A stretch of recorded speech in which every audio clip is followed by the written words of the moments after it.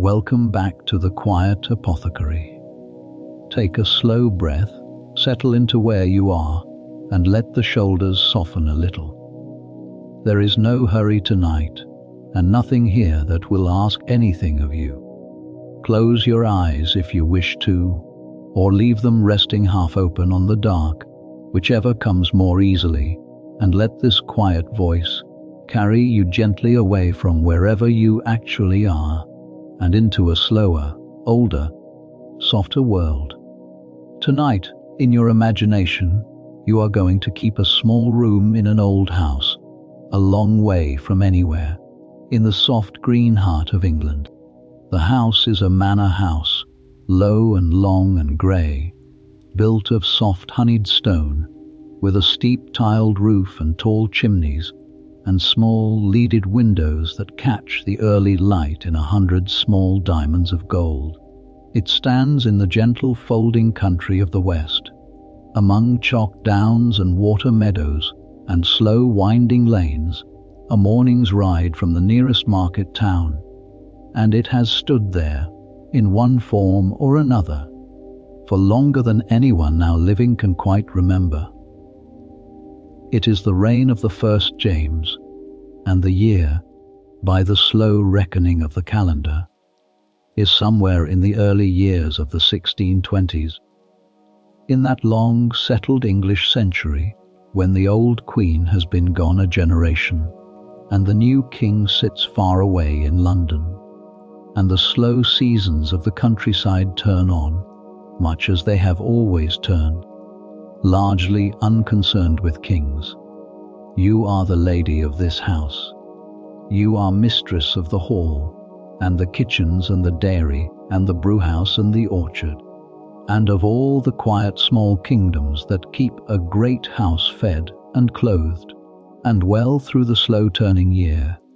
But there is one small kingdom that is yours alone, and has been yours alone since your mother's death gave it into your keeping, and that is the Stillroom. The Stillroom is a small room tucked at the quiet end of the house, away from the noise of the kitchen and the comings and goings of the hall,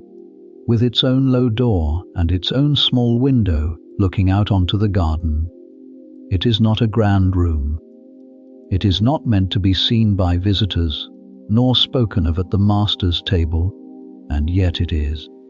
in its own quiet way, one of the most important rooms in the whole wide house.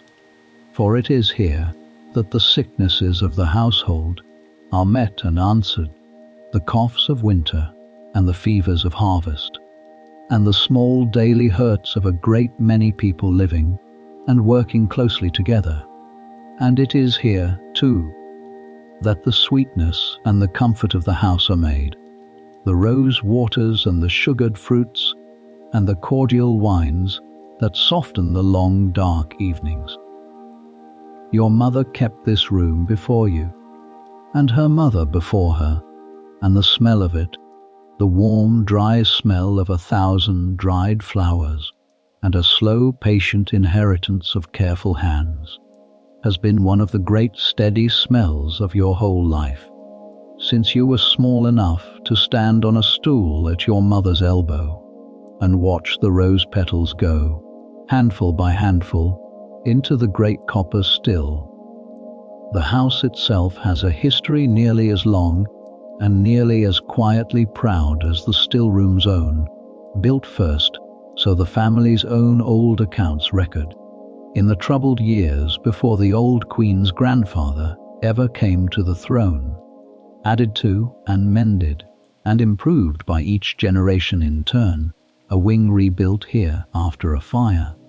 a new chimney stack raised there when the old smoky hearths grew intolerable, until the house that stands today is less a single building than a slow accumulation of many small decisions made across many lifetimes by people who loved the place and wished to leave it a little better than they found it. Your husband's family has held the manor and its lands through all of that long, slow accumulation. tenant and landlord bound together, generation upon generation, by ties of custom and mutual obligation that run a good deal deeper than any single written lease. And you yourself came into this house as a young bride not so very many years ago, from a family of similar standing 2 counties distant, bringing with you, among your modest dowry, your own mother's small collection of favourite receipts, several of which have since found their own quiet place within the older book that already governed this particular still-room, a small merging of 2 family traditions into one that pleases you, still, whenever you notice it, a fresh receipt in your own hand sitting easily alongside one in a hand belonging to a household you were not even born into. The still-room itself, you have been told, though you cannot yourself remember a time before it, was very nearly always kept in this same small room at the passage's quiet end, close by the kitchen for the convenience of its fires, and yet set apart enough by its own low door to keep its more particular work from the general bustle and gossip of the wider household. It has, over the generations, held the same rough shape and the same rough purpose, even as the precise arrangement of its shelves and the precise contents of its jars have shifted, slowly, with each new keeper's own particular skills and interests. Your grandmother's especial gift for the fever waters, your mother's particular delight in the sweeter conserves, your own growing confidence. These past several years, with the Salves and their careful proportions of wax and fat, each keeper, you have come to feel, leaves her own small mark upon the room, without ever once disturbing its deeper, older purpose, the way each season leaves its own mark upon the garden, without ever once altering the garden's own patient underlying nature. Tonight, very gently, in your imagination, you are going to live one single day of it, from the grey hush before the birds begin, to the last low candle at the end of a long day, when the still-room door is locked and the house, at last, is still. So let the shoulders soften a little more. Let the breath come slow. There is nothing in this whole long day that needs to be hurried, and nothing in it that needs to be solved, and nothing in it that asks anything of you at all, except that you let it carry you, very gently, the way the slow turning of a garden carries the whole quiet year, season into season, without ever once needing to be pushed. You wake before the light. You always wake before the light, in the growing months, when there is dew to be caught and roses to be cut before the sun has had the chance to draw their sweetness up into the warm, thin air and waste it. After so many years of this small daily discipline, the body no longer needs a bell or a call to wake it. It simply knows, the way a body comes to know these things, that the dark outside the small leaded window has thinned from black to the deep soft grey of a dove's wing,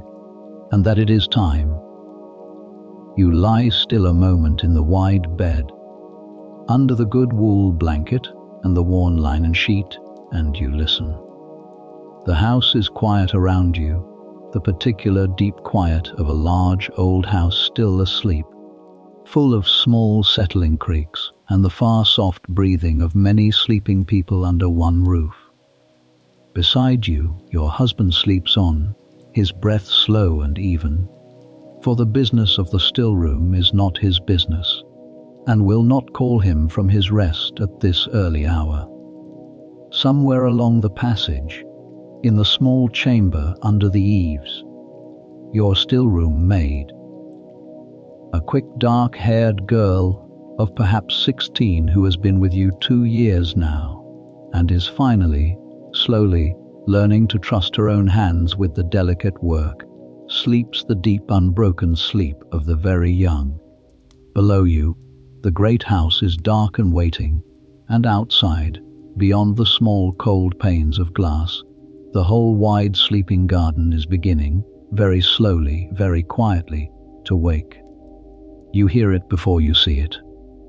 That is the way of an English morning in the growing months. You hear, first, the birds not yet in full chorus but beginning in ones and twos. A blackbird testing a few low notes somewhere down by the orchard wall, a wren answering it, sharp and bright from the tangle of the hedge, and then gradually more voices joining, until the whole grey garden seems to be clearing its throat for the day. There is the soft steady drip of dew falling from the eaves onto the flagstones below the window, a small patient sound, over and over,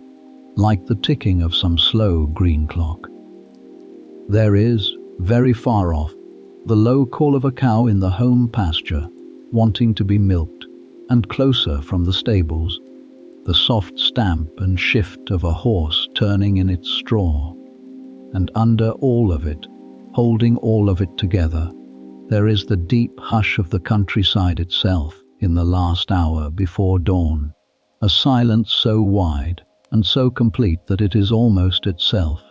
a kind of sound, pressing gently against the small panes of glass. You rise. You move slowly and quietly, that you may not wake your husband, and you pull a warm woolen wrap over your night shift against the early chill. For even in the growing months an English dawn carries a bite of cold that the day will not keep. The floorboards are cool and slightly uneven under your bare feet. Old oak boards worn smooth and slightly hollowed by generations of feet crossing this same small stretch of floor to this same small window, morning after morning, season after season, for longer than any single life could account for. You go to the window and draw back the small curtain, and you look out. The sky above the walled garden is the color of pewter just beginning to warm, a soft grey brightening at its eastern edge towards something almost silver, and against it the black shapes of the yew hedges and the tall old cedar by the gate stand very still, as though they too are waiting for the day to properly begin. Below, the garden itself is grey and silver and heavy with dew, every leaf and every blade hung with small trembling drops that will catch the first true light in a little while and turn, for a few brief minutes, to something very like scattered glass. You stand at the window a long slow moment, and you breathe it in, the cool damp morning air carrying in through the gap at the sash, smelling of wet earth and cut grass, and very faintly, of the last of last night's wood smoke still hanging low over the chimneys. This is your house. You were born in a room not far from this one, in this same low grey house among these same soft chalk hills, and you have watched the Stillroom garden below this window fill and empty and fill again with every kind of English weather for as many years as you have troubled to count. And there is, on a morning like this one, a great and settled peace in it, the peace of a life whose shape you know well, laid out ahead of you like the long quiet day itself, waiting to be filled. You dress quickly in the dim grey light, in a plain gown of good sturdy wool, for the work of the stillroom is not gentle work upon fine cloth, and over it a large linen apron, much washed, and slightly stained at the hem with the ghosts of 100 earlier mornings, rose madder and walnut brown, and the pale green of crushed leaves. You pin up your hair beneath a simple linen cap. You splash a little cold water from the ewer onto your face, and you are ready. You take up the small pierced tin lantern from its hook by the chamber door, Light the stub of candle inside it from the banked coals of last night's fire, and go quietly down the narrow back stair that leads, by the shortest way, past the sleeping kitchen and out toward the garden door, the small warm circle of lantern light swinging gently ahead of you into the dark. The passage is cold and smells of the stone it is built from, and of the faint lingering ghost of last night's supper still hanging in the air near the kitchen door as you pass it. The great kitchen fire has been banked down to a low red glow under its blanket of ash, tended even at this hour by the kitchen boy dozing on a stool nearby, ready to wake it properly the moment the cook comes down. You do not stop. Your own small kingdom lies further along, past the buttery and the dairy passage, at the quiet end of the house where a low arched door of dark oak, bound in black iron, stands closed and locked against the night. This is the still-room door, and it has only ever had one true key, a key that hangs, warm from your body's heat, on a plain ribbon about your neck day and night. For the still-room is not a room that is left carelessly open, holding as it does a great many strong waters and strange compounded things that are not for careless hands, whether the hands of a curious child or a thirsty servant who has mistaken a cordial bottle for something plainer. You set down the lantern on the small stone ledge beside the door, and you draw the key up from beneath your apron, and you fit it to the old lock, and the lock turns with the same low, patient grinding sound it has made every single morning of your keeping this room, a sound you have come, over the years, almost to love, the way one comes to love the particular creak of a favorite chair. The door swings inward on its old hinges, and the cool, dark smell of the room comes out to meet you, and you step inside, and you are, for this one quiet hour before the rest of the house wakes, entirely alone with your work. You do not light every candle at once. That would be waste, and waste is not a thing the mistress of a good house allows herself, even in small matters of her own private room. You light, instead, the 2 tallow candles set in their plain pewter sticks upon the long scrub table that runs down the center of the room, and by their small warm light, and by the growing grey light now beginning to seep through the small window, you look about you at the room that is entirely your own, and you feel, as you feel every single morning, the same small settling of the heart that comes with returning to a well-loved place. The still room is not large. A tall person might cross it in 6 easy steps from the door to the far wall, where the small window looks out over the Physic garden, but every inch of it is filled, floor to low beam ceiling, with the quiet business of your trade. Along the whole of one wall run shelves of dark oak, built by the estate carpenter to your mother's own careful measurements 30 years ago and more, and upon those shelves stand the bottles and the jars, ranged in their long patient rows, more of them than a stranger could count at a single glance. There is glass, plain green English glass, and a little precious clear glass besides, holding the rose waters and the lavender waters and the cordial wines, each bottle stoppered with a twist of waxed linen or a small carved wooden peg, and each one wearing, tied about its neck with a scrap of thread, a small paper label in your own careful hand, or, on the oldest bottles, in a hand you know even better than your own, for it is your mother's. There is pewter, tankards and jugs, and the flat, wide dishes used for setting conserves to cool, kept always brightly scarred by the still-room maid. until they catch and throw back the candlelight like small dull moons. There is a little fine delftware too, blue and white, brought up from Bristol some years back, by your husband as a gift, too pretty by half for daily work,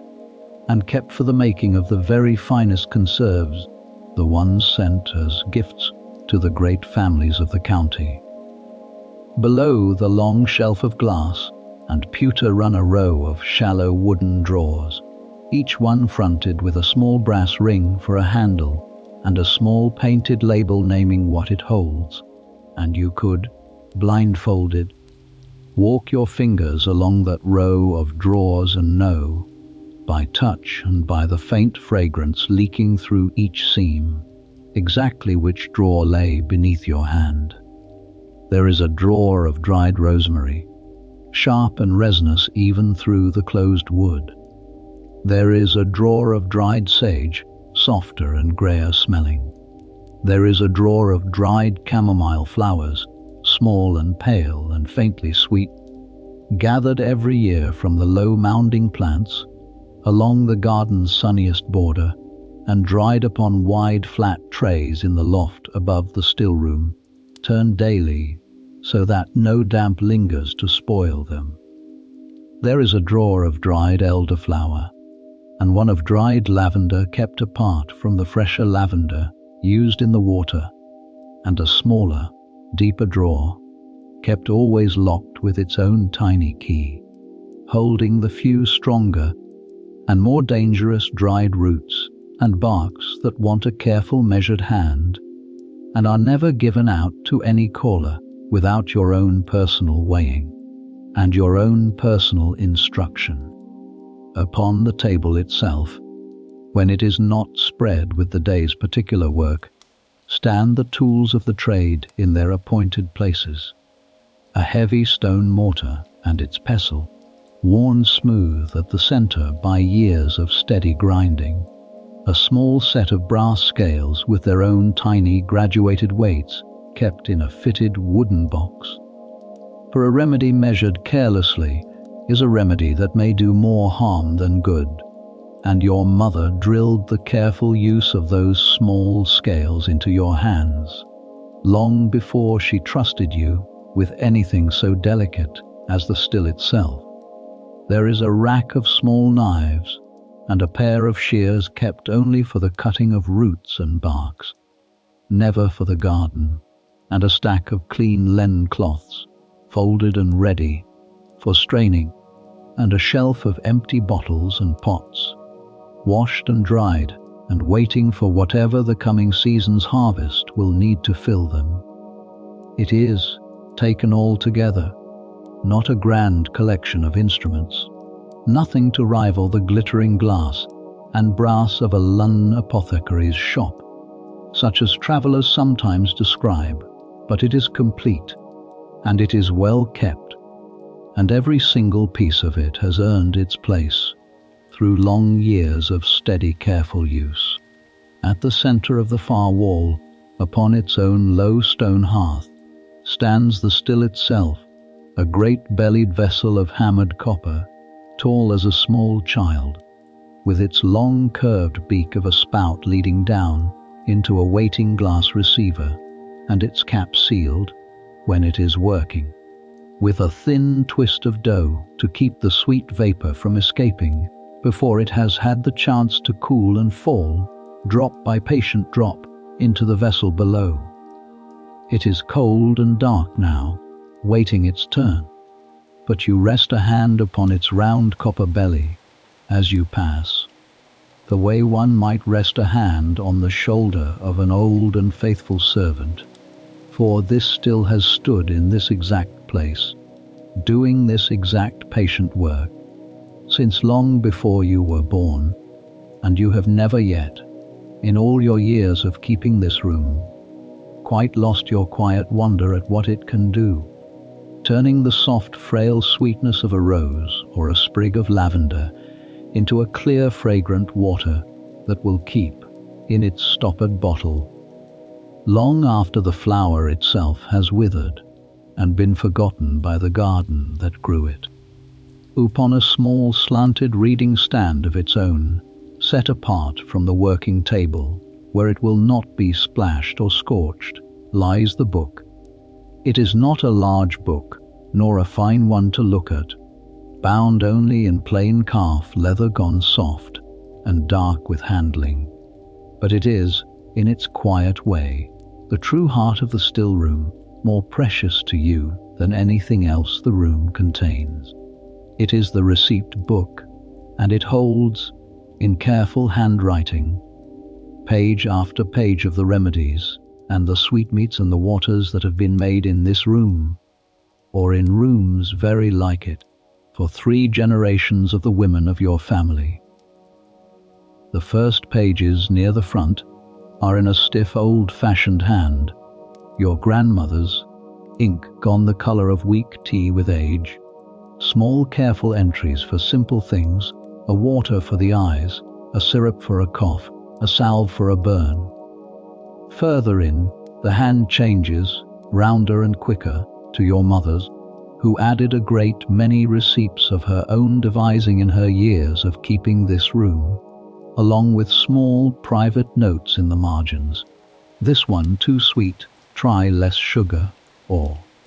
beside a receipt for a cordial water, my own mother's favorite, make always at midsummer. And in the last third of the book, growing now year by year, is your own hand, careful still. For you were taught young that a receipt wrongly copied can waste a whole season's harvest of a costly herb, but growing surer with every season, as your own small discoveries and adjustments are set down beside the old inherited wisdom, to be read one day by hands not yet born. You do not open the book yet. There will be time for that, once the room is properly awake and the day's true work begins. For now you simply stand a moment with your hand, resting lightly upon its worn leather cover, the way you might rest a hand upon the shoulder of a much-loved and long-dead friend, and you feel, as you feel every single morning of your life in this room, the long quiet chain of hands that has been passed down to you unbroken, mother to daughter, back and back through all the slow turning years, and that you will, in your own turn, quietly, faithfully pass on. And now the light outside the small window has strengthened from grey to the pale gold of true early morning, and there is a task waiting that cannot be delayed. For the garden beyond the wall has been growing its own slow harvest all through the warm days of the past week, and this particular morning, of all the mornings in the turning year, is the one on which that harvest must be gathered, before the sun climbs too high and steals away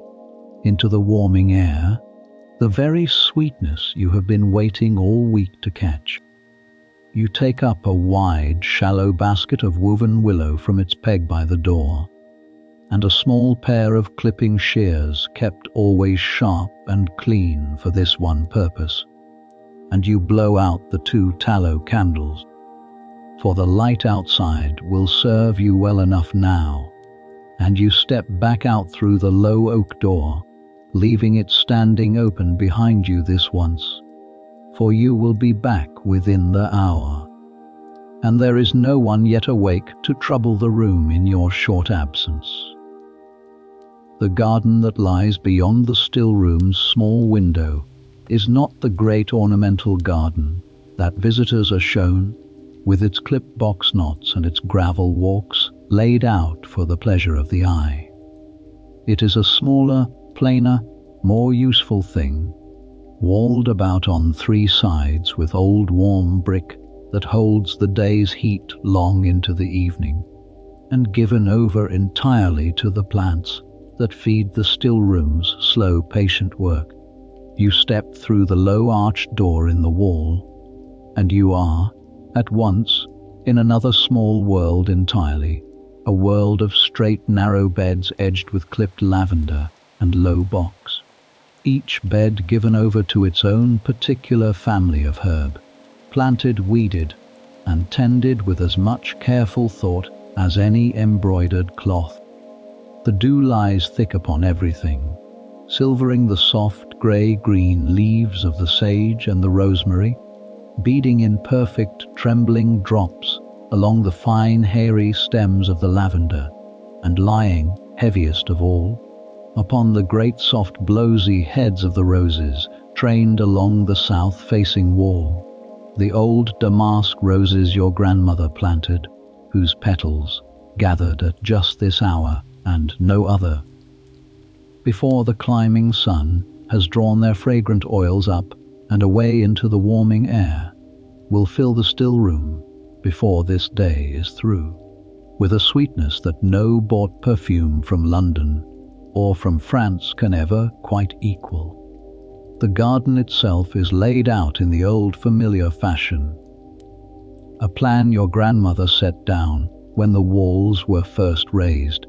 and that neither your mother nor you yourself has ever seen good reason to greatly alter. 4 square beds divided by narrow gravel paths, and centered upon a single old stone sundial, worn now nearly illegible, that has told the slow passing hours of this garden's whole long working life. Each of the 4 beds is given loosely to its own particular family of use, the nearest to the door for the herbs of daily cookery and daily small remedy, sage and thyme and marjoram, and the sharp, bright bed of mint that no amount of careful checking each spring quite manages to keep within its proper bounds. The second bed, further in, holds the herbs of the still proper, the roses trained along the wall above it, the lavender in its long clipped rows, the great fragrant clumps of chamomile, whose small daisy-like flowers give the whole bed, in high summer, a soft nodding silvery haze. The third bed is the graver one, holding comfrey and betony and self-heal, and the marigold that serves so many purposes. Plants grown less for pleasure than for plain necessity, tended with no less care for that, but visited, in the ordinary way of things, rather less often by idle admiring eyes than the roses receive. And the fourth and furthest bed, nearest the shaded northern wall, holds the strongest and least forgiving of the garden's plants,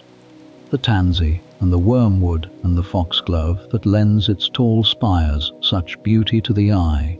and such danger to the careless hand, plants kept deliberately at the greatest possible distance from the garden gate, that no wandering child might reach for their bright, inviting blooms without a watchful adult close at hand. It is a small garden, by the measure of the greater Physic gardens kept at the universities and at the grander houses of the realm, whose famous collections your husband has described to you on his rare travels, with the particular mixture of wonder and faint proprietary pride that a countryman reserves for anything larger and grander than his own, but it wants for very little that your own household's ordinary needs actually require, and you have never much envied those grander gardens their rarer foreign plants, being content, on the whole, with the plain honest virtue of what grows so readily and so willingly in this one small walled corner of England. Your grandmother, planning it all those years ago, is said to have walked the whole county, asking the oldest wise women of every parish what plants they trusted most and why, gathering her first seedlings and cuttings not from any grand foreign source, but from a dozen humble cottage gardens scattered across the parish. And there is something in that plain democratic beginning that you have always found more pleasing, in your own quiet way, than any amount of rare imported grandeur could have been. You walk the narrow gravel path between the beds slowly, unhurried, letting the cool, wet air settle the last of the night's sleep from your mind. And you name the plants to yourself as you pass them, the way you have named them since you were a small girl walking this same path at your mother's skirts: sage for the memory and the throat, rosemary for the head and the heart, rue for the eyes, hyssop for the chest, betony for 100 small complaints, fever few against the ache in the temples, tansy kept carefully at the garden's furthest corner, for it is strong and not to be used lightly, marigold whose bright orange petals will go, later this morning, into a salve for wounds that heals cleaner and faster than anything the London physicians can offer. And at the centre of it all, the roses and the lavender, the two great sweet harvests of this particular week, waiting heavy with dew for your shears. Each of these plants carries, alongside its plain practical use, a small store of old country lore that your grandmother collected as carefully as she collected the seedlings themselves, small sayings and small beliefs passed down through generations of cottage gardeners, long before any of it found its way into a Stillroom's more formal receipt book. Rosemary planted by the door to keep the household's fortunes steady, a border of lavender said to discourage the melancholy humours from settling too heavily upon a house, a sprig of rue wern, in the old custom, to guard against contagion in a season of sickness, though you yourself set rather more store, in practice, by the plain physical virtue the plant itself provides, than by any of the older, half-remembered charms once attached to it. You do not dismiss such lore outright, for a belief kept alive across so many generations of careful ordinary people very often turns out, on closer examination, to rest upon some real observed truth, however, dressed about with older superstition. And you have learned, over your years of keeping this garden, to hold the old sayings lightly, neither wholly believing nor wholly discarding them, but listening, always, for whatever plain practical grain of sense might lie beneath their older, stranger surface. You begin with the roses, for they are the more fleeting of the two, and the ones most easily spoiled by careless handling. You work your way slowly along the warm brick wall, choosing only the fullest blooms, those just opened or on the very point of opening, for a rose cut too early gives little fragrance, and one left too long has already begun to spend its sweetness on the bees. You cut each stem with a single clean stroke of the shears, close beneath the flower head, and lay the bloom gently into the basket, taking care not to bruise the soft, crowded petals one against another, for a bruised petal browns quickly and spoils the delicate clear color of the water it will become. The dew soaks through the shoulder of your gown as you lean in among the canes, and the thorns catch.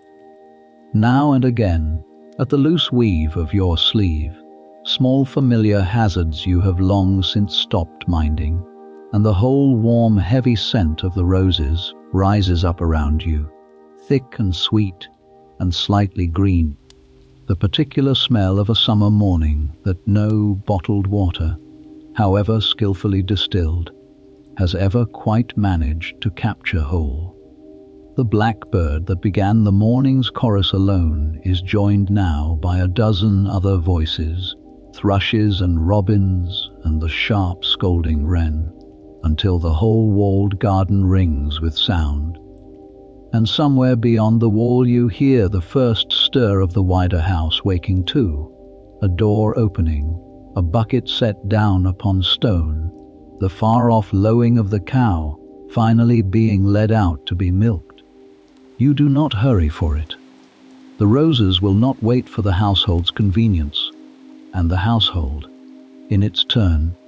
has long since learned not to expect its mistress at the breakfast table on a morning when the dew is heavy and the roses are at their peak. When the basket is near full of rose blooms, soft and heavy and faintly damp, you move on to the lavender, cutting whole spikes of the tight grey-blue flower heads with long, careful strokes, gathering enough for both the still and for the little linen bags that will be laid later in the season among the household linen to keep it sweet and to keep, too, the moths away. The lavender does not bruise so easily as the rose, and you can afford to be a little quicker with it, filling the second half of the basket in not much more time than it took to gather half so many roses. You straighten at last, your back aching pleasantly from the long stooping work, and you look down at the full basket, the pale pink and white of the rose petals lying soft against the grey-green spikes of the lavender, the whole of it still faintly silvered with the last of the dew, and you feel the particular quiet satisfaction of a harvest well-timed and well-taken, a satisfaction not so very different, you have often thought, from what a farmer must feel looking over a good field of standing corn. This basket, gathered in less than an hour of a summer morning, will become, by evening, bottles of clear, fragrant water that will scent the finest linen in the house, soothe 100 small headaches through the coming winter, and be pressed, as gifts, into the hands of neighbours and tenants and visiting kin for months and years to come. It is, you think, walking back along the gravel path toward the low arched door in the wall, a very great deal of quiet good to come from 1 hour's cutting. You pause once more before you leave the garden, as you nearly always do, to look back over the neat straight beds now catching at last the first true warmth of the climbing sun, the dew already beginning to lift in thin trails of vapor from the warming brick of the wall. Somewhere beneath your feet, though you cannot see it, the whole slow patient work of root and soil is continuing exactly as it has continued every summer of your life, entirely unhurried by the small human business of baskets and shears, and there is something in that thought, always, that settles you, a reminder that your own quiet labour is only ever the smallest part of a much larger and much older labour that the earth itself has been quietly performing since long before any stillroom or any house or any family stood here to receive its gifts. And now the basket is heavy on your arm, and the house is properly awake behind you, and there is a great deal still to be done before this long summer day is through. But the day is only just beginning. Back inside the stillroom, you set the basket down upon the long scrub table, and you call softly along the passage for your stillroom maid, who by now will have been roused by the general stir of the house and will be waiting, a little anxiously, to know whether she has been wanted and missed. She comes quickly, still tying the strings of her apron, a quick dark-haired girl with a serious little face and hands already, at 16, growing steady and sure with the small delicate tasks you have been teaching her these 2 years past. Her name means little to this story beyond her own quiet person, but you think of her most mornings, as your mother must once have thought of you, a pair of young, careful hands being slowly, patiently shaped into the keeper this room will need long after you yourself have grown too old, or too tired, or simply too full of years to keep it. Together you begin the work of stripping the rose petals from their heads, a task that wants two pairs of hands and a great deal of unhurried patience, for each petal must come away whole and unbruised, the small green sepal at the base left behind, the whole soft heap of loosened petals gathered into a clean linen cloth spread across the table's far end. It is slow work and a little repetitive, but it is the kind of slow repetitive work that leaves the mind free to wander, and you find, as you always find at this stage of the morning, that your thoughts drift easily, unhurried, over the small business of the day ahead, over the state of the linen press, over a letter from your sister in the north that wants answering, over nothing at all, really, beyond the soft steady rhythm of petal after petal falling from stem to cloth. The lavender wants less careful handling, and you strip the flower spikes more quickly, running finger and thumb along each stem so that the small tight buds fall away in a soft grey-green rain onto their own separate cloth,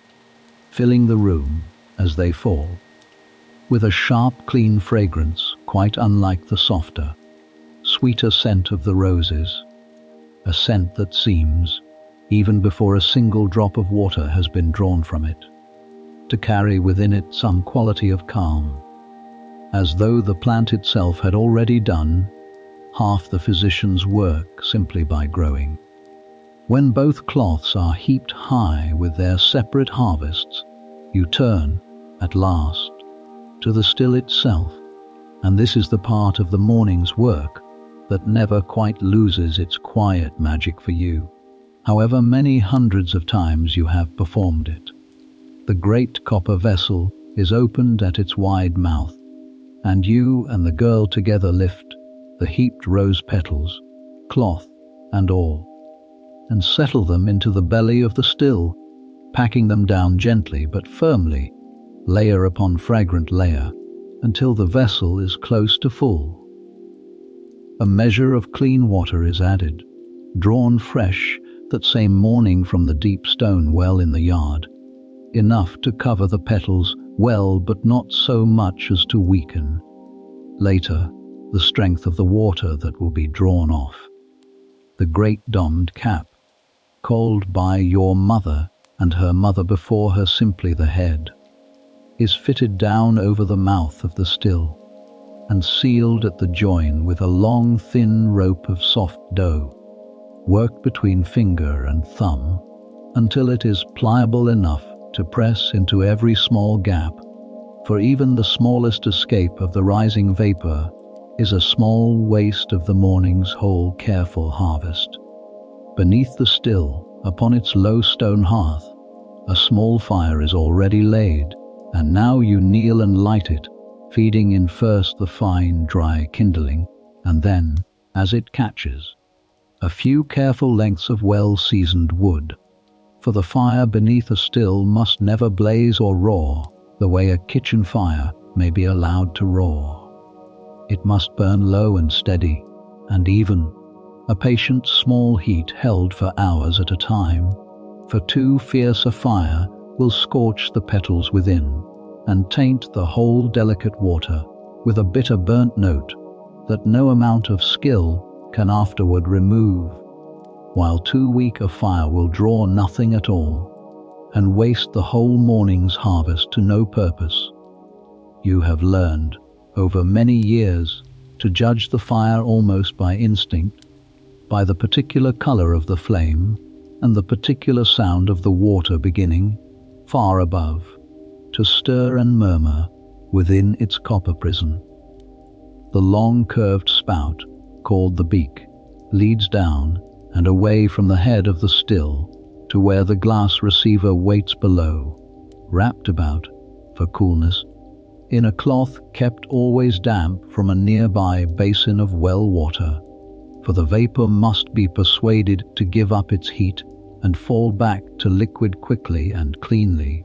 or the water it yields will be thin and poor. You settle the receiver carefully into place, Check the whole apparatus once more with a practiced eye, the seal at the head, the angle of the beak, the steadiness of the small fire beneath, and then, for a little while, there is nothing further to be done but wait and watch and tend the fire, and let the great old vessel do the slow work it has always done, turning fragrance into water, one patient drop at a time. It is, in truth, one of the quietest hours of your whole long day, this waiting hour beside the working still, and you have come, over the years, to treasure it rather than resent it. Though a stranger watching you sit upon the low stool beside the hearth, feeding the fire a stick at a time, might wonder that there is not more to be done. But there is a great deal more to be done, only none of it can be hurried, and the wise stillroom keeper learns early that fighting against the still's own slow, patient pace does nothing but spoil the water and tire the keeper. It is, you have often thought, one of the quiet lessons this whole small room has taught you that no book of receipts could ever teach on its own, the particular patience of allowing a slow thing to remain slow, of trusting that careful attention given steadily over time will accomplish what haste and worry never could, a lesson that has, more than once, proved as useful to you in the wider governing of the household and its people as it has ever proved beside this one small hearth. So you sit and you feed the fire, and you listen to the small murmuring stir of the water within the copper belly rising slowly toward the boil, and after a while, a good long while, you hear it, the first small sound you have been waiting for, a single soft drop falling from the tip of the beak into the waiting glass below, and then, a little after, another, and then gradually, a slow steady patter, drop following drop following drop, clear as spring water and smelling, the moment it falls, of the whole garden's worth of roses gathered into a single fragrant thread.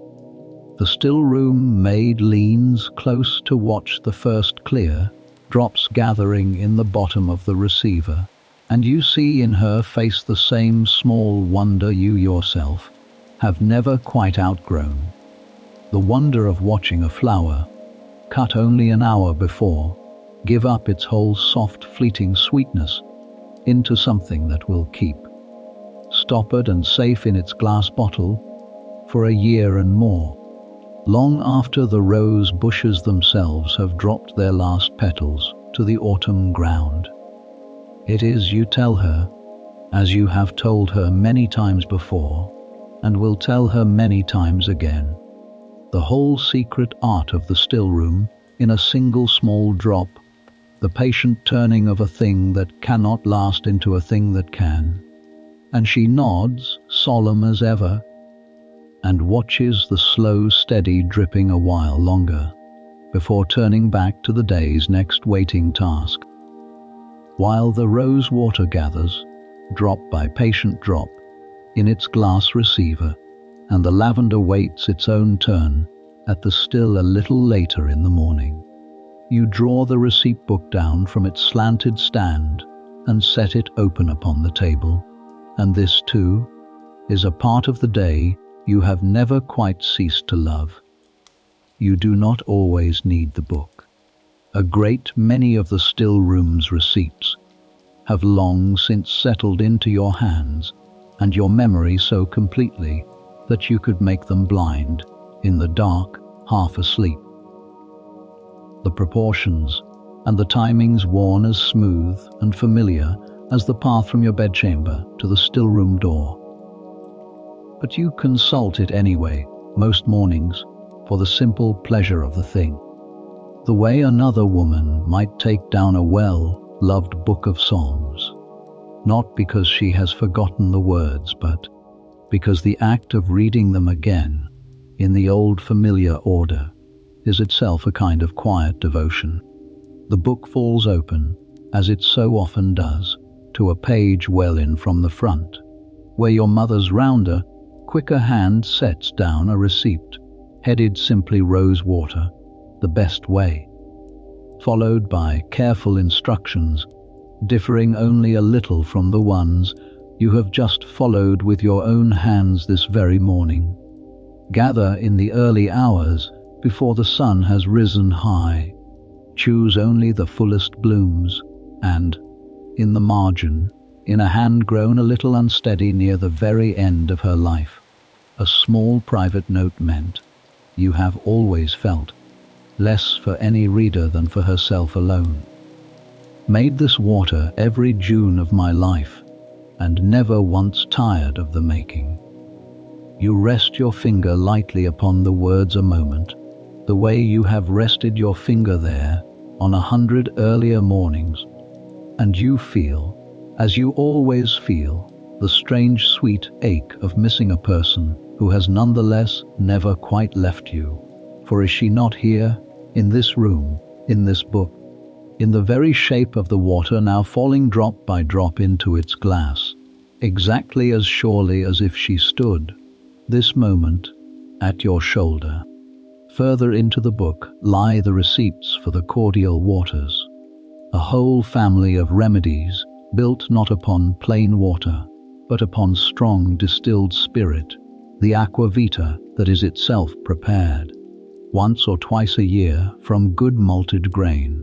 and then infused slowly, over days and sometimes weeks, with whatever herb or fruit or spice the particular cordial calls for. There is a cordial of angelica root, warming and comforting against the chill and the low spirits of deep winter. Its receipt copied, your mother's marginal note records, from a kinswoman in Yorkshire whose own family had kept it 3 generations before that. There is a cordial of walnuts, gathered green and unripe at midsummer and steeped whole, shell and all, in the strong spirit with sugar and a scattering of warming spices, left to darken slowly through the whole long summer and autumn until, by the time the first frosts come, it has turned a deep rich brown and tastes, your husband is fond of saying, of Christmas itself poured into a glass. There is a cordial of cherries, and one of blackcurrants, and one, the most prized of all, and kept always for illness rather than pleasure, of the bitter herb, called wormwood, steeped with a little balm, and a little mint to soften its harshness, given by the spoonful to settle a troubled stomach, or to steady a fever running too high. There are, too, further back among your grandmother's oldest entries, a handful of receipts for the simpler waters that a stillroom keeps less for grand occasion than for the small daily comforts of a household without any physician close at hand. A water of eyebright, gathered wild from the water meadows in June, and distilled gently for tired or reddened eyes. A water of betony, thought good against the ache that so often follows a long day bent over needlework or ledger. A small cordial syrup of violets, gathered in the earliest days of spring, before almost anything else in the garden has properly woken, its pale sweetness kept, always, for the youngest and most delicate members of the household, for a fretful, teething infant, or a child new risen from a fever, and wanting something gentle to tempt a poor appetite back to itself. Each of these smaller receipts carries its own small history in the margin beside it, a note of who first gave it, a note of some particular occasion on which it proved its worth, a small correction made in a later hand when experience taught a better proportion than the one first written down, so that the book, read closely enough, tells not only how each remedy is made, but very nearly the whole quiet history of the women who made it, page by page, generation by generation. There is one further receipt, near the very back of your grandmother's section, that you always pause over a little longer than the rest. A plain water of hyssop and mint. Thought good for the chest in the deep cold of winter. Beside which your grandmother has written, in her own stiff, careful hand, no other note beyond a single date, long before your own birth, and beside your mother's own copying of the same, receipt some years later, a small addition in her rounder hand, given to comfort my own mother in her last illness, and it eased her greatly.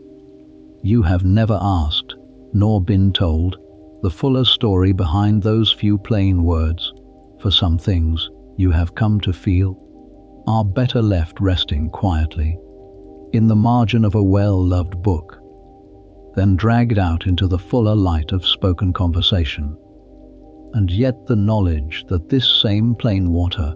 once brought a measure of comfort to a woman 3 generations gone, in a room very like this one,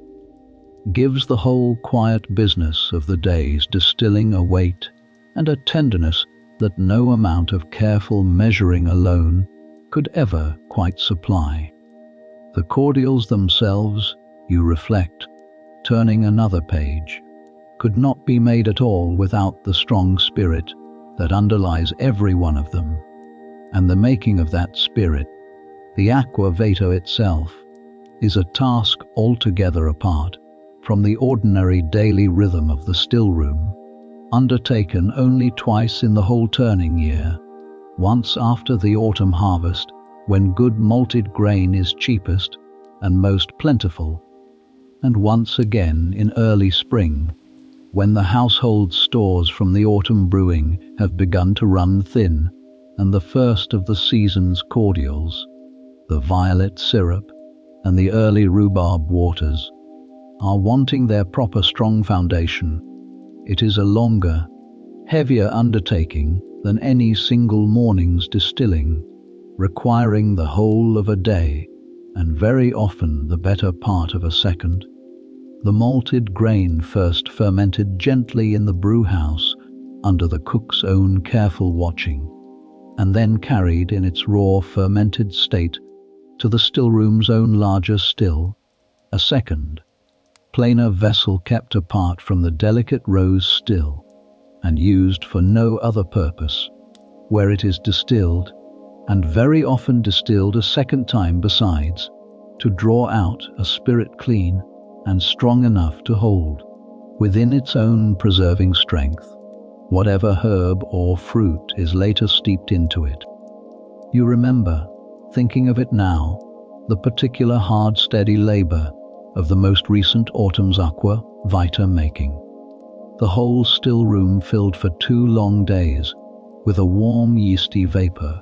quite unlike the flower-sweet fragrance of an ordinary morning's rose water, your arms aching by the second evening from the steady lifting and pouring the work demanded, and the deep private satisfaction, all the same, of seeing the clear strong spirit finally run pure and steady from the second distilling, tested, as your mother taught you to test it, by touching a small measure to a flame and watching it catch and burn, with a clean blue light that told you, better than any other proof could, that the spirit had drawn strong and true and fit for its whole year's worth of quiet work ahead. That single day's hard labour, more than almost any other single task the stillroom performs, underlies very nearly everything sweet and comforting the room later produces, every cordial poured on a cold winter evening, every warming spoonful given to ease a shivering fever. All of it traced back, in the end, to those 2 long hard days of steady fermenting and careful distilling that few of the household ever witness or think to thank you for, and that you have never much minded going unthanked, for the quiet satisfaction of the work itself has always seemed, to you, thanks enough. You turn the pages slowly,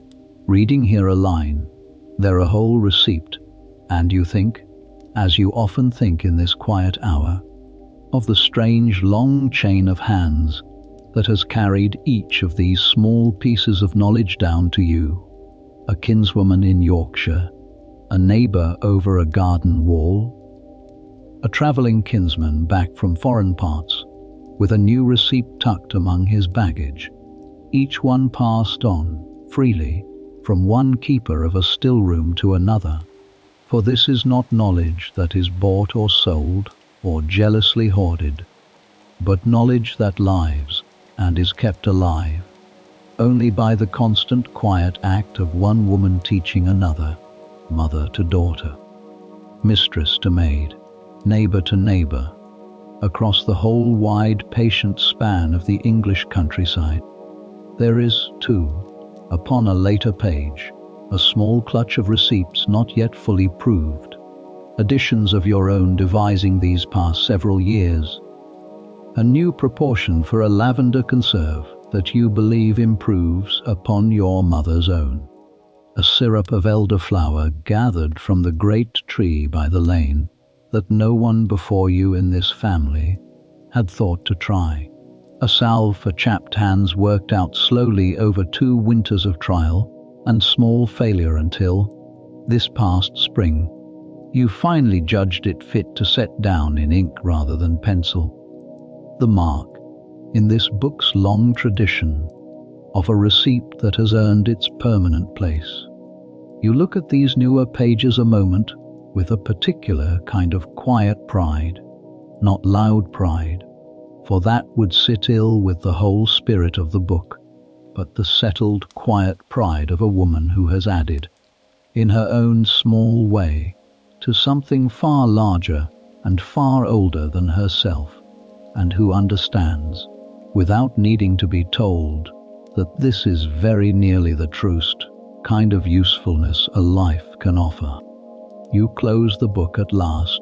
for the fire beneath the still wants tending again, and you rise, and as you rise you catch, through the small window, the first full warmth of the climbing sun now, well above the garden wall, gilding the wet leaves gold and drawing up, from the whole-soaked garden, a fine pale mist that will be gone within the half-hour. There is one thing in this room, though slower and stranger than nearly all the rest of the still room's quiet work,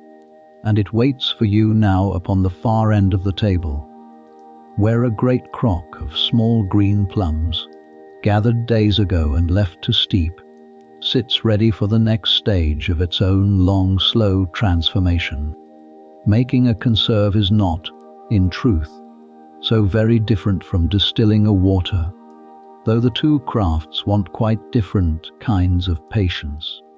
Where the still draws off a flower's fragrance and leaves the flesh behind,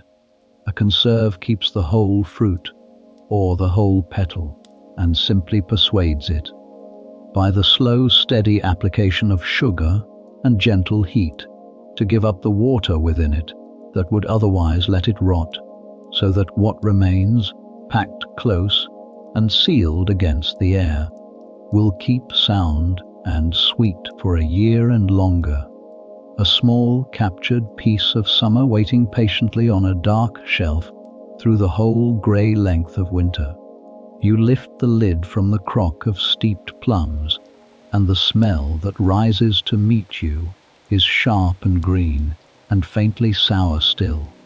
for these plums are only at the midpoint of their long, slow softening, and it will be some days yet before they are ready for the sugar.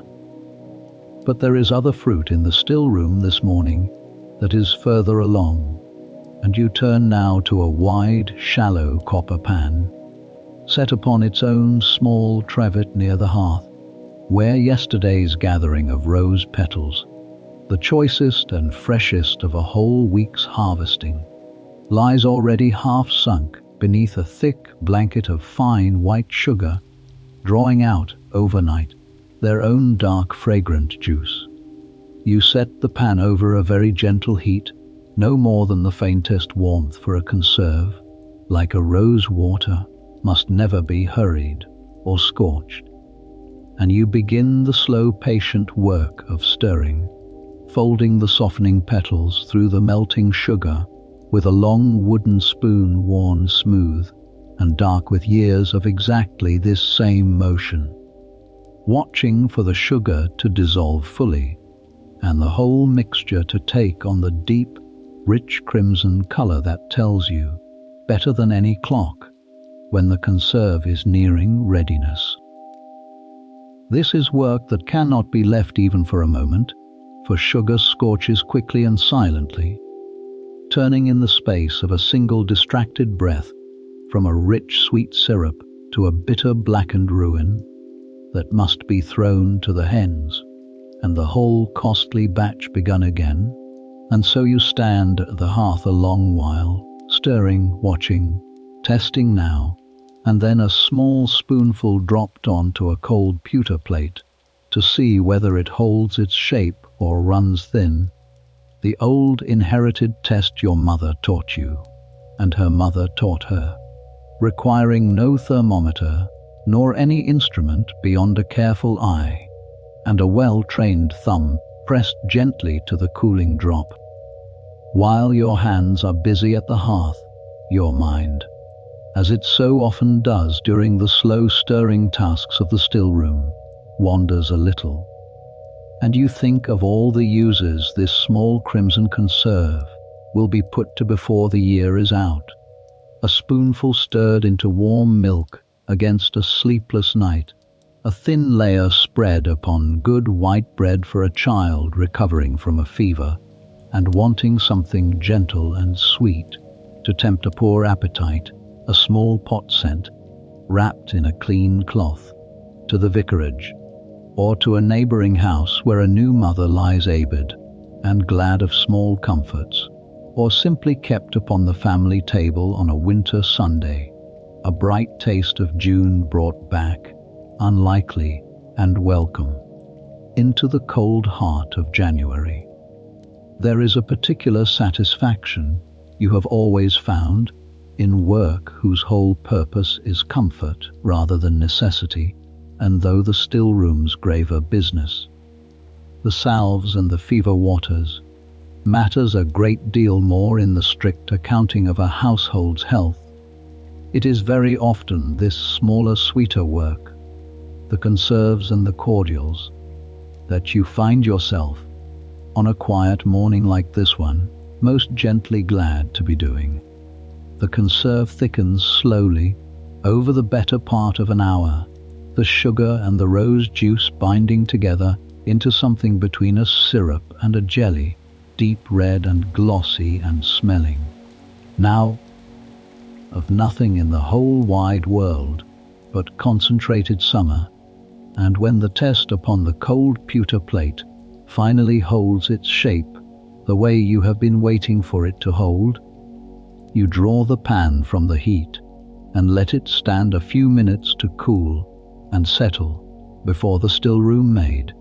returned now from her own morning errands about the kitchen and the dairy,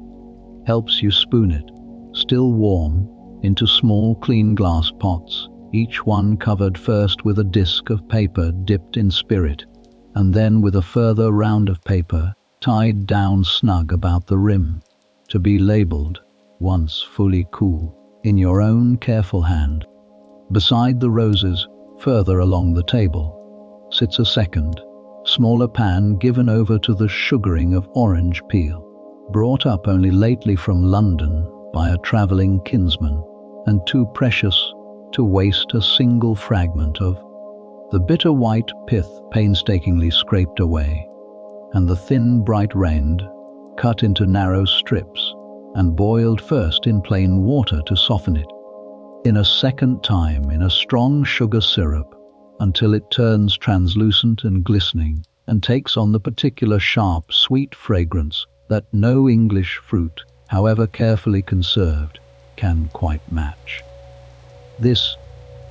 too, will go into its own small jar, to be brought out only on the rarest occasions, at Christmas, perhaps, or when the vicar and his wife dine at the hall, a small precious luxury made all the more precious for how seldom it appears. There is one particular use of the rose conserve that you think of most years,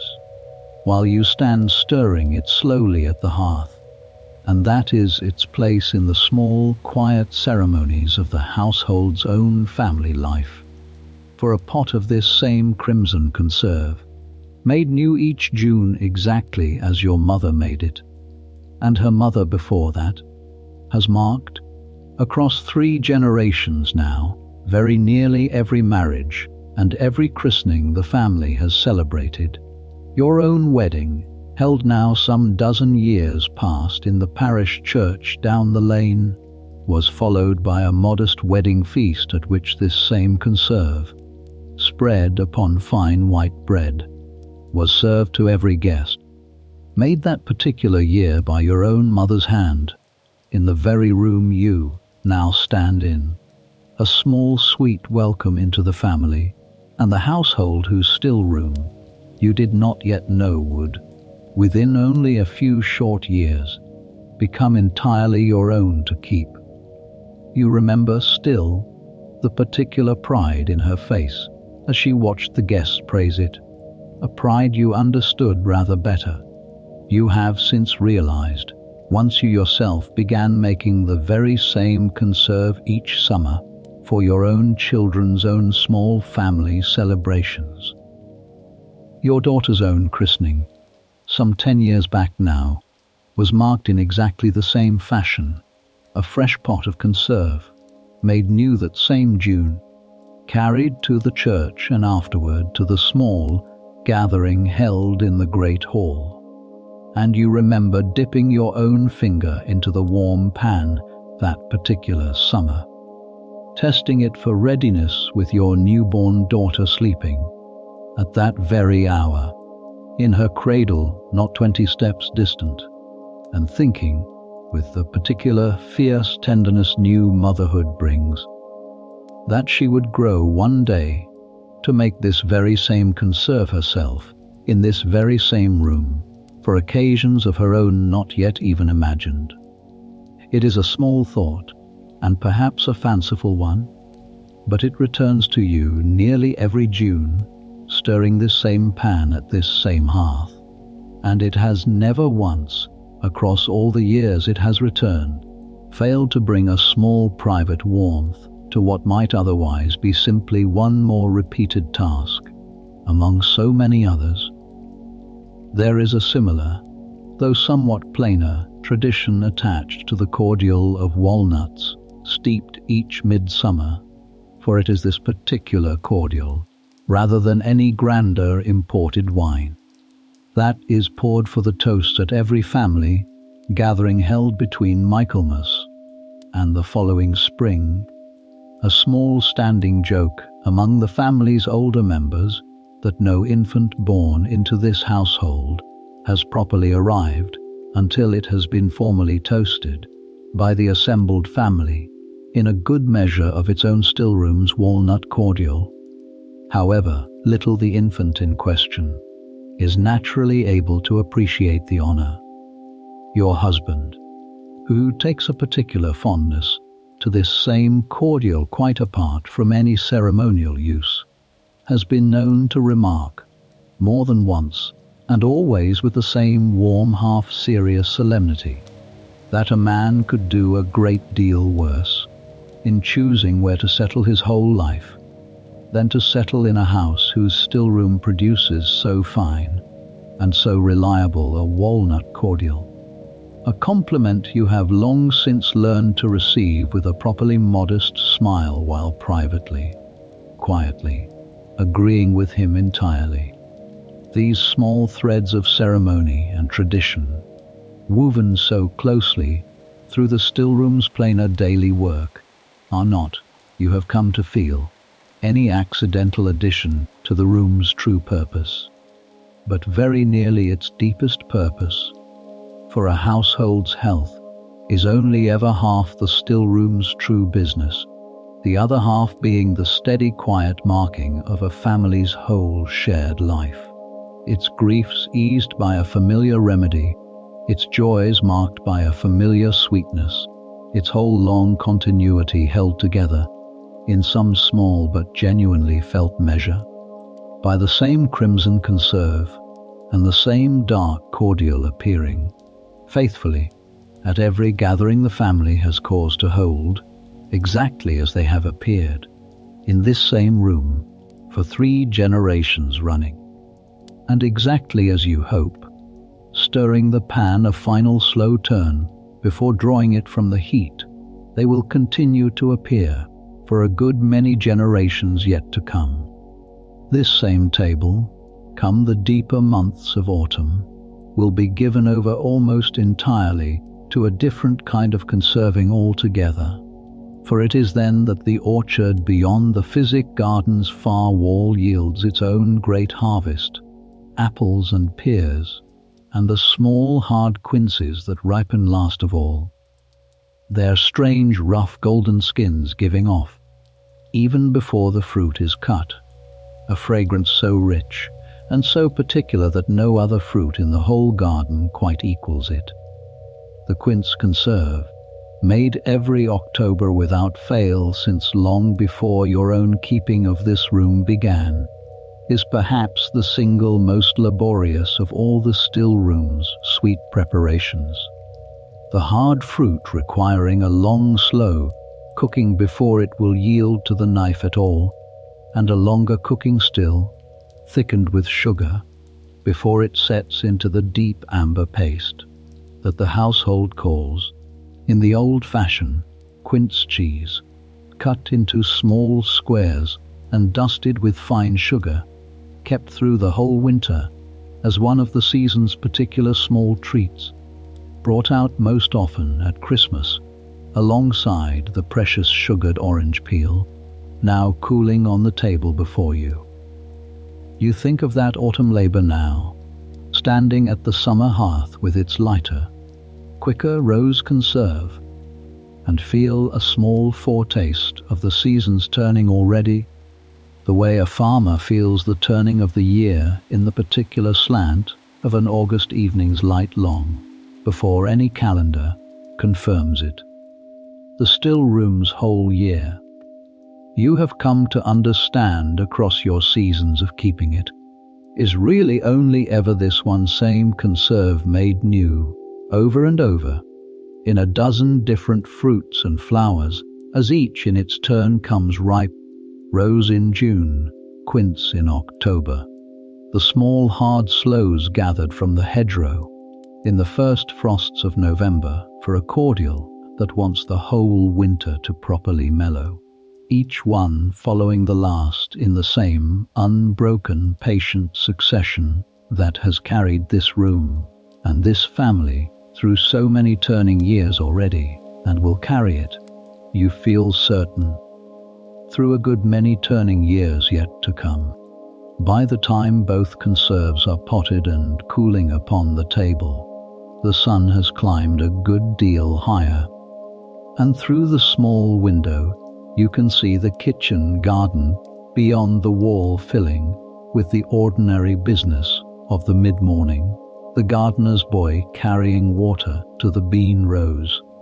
a cat stretched flat and drowsy along the top of the low warm wall, a line of newly washed linen already strung between 2 posts by the laundry maid and beginning to stir, very gently, in the first small breath of a rising breeze. And hold the thought of the conserve gently,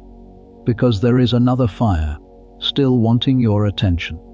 and a whole further stage of the day's slow work waiting quietly for its turn. The lavender water, meanwhile, has taken its turn at the still, while your hands were busy at the hearth with the roses. The still-room maid, tending the small fire beneath it with the same careful patience you taught her yourself, feeding it stick by stick, watching the color of the flame, and by the time you turn your attention back to the still, a good clear measure of lavender water stands already gathered in its own glass receiver, sharp and clean smelling, ready to be strained once more through a fold of fine linen and settled into its bottles once it has fully cooled. You test a little upon your wrist, as you always do, rubbing it gently into the skin and lifting your wrist to your nose, and the scent that rises, clean and cool and faintly herbal, tells you at once, better than any written measure could, that the water has drawn true and strong, and will keep its virtue a long while yet in the bottle. There is a third fire now to be built up, a slower one still, for the making of syrups, and this you turn to next, for the household store of cough syrup has run low across the winter just past,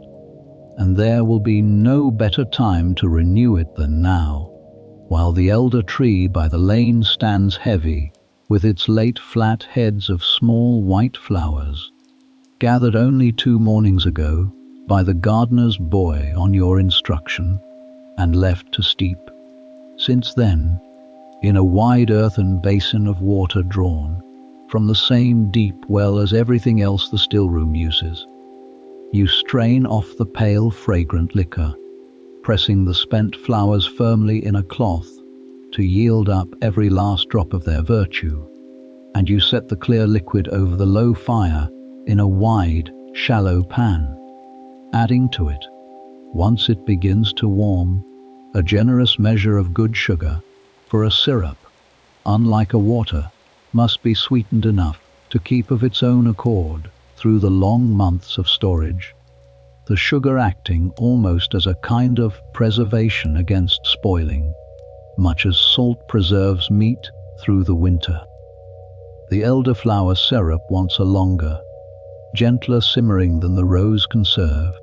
and you let it reduce slowly over the better part of 2 hours, skimming, now and then,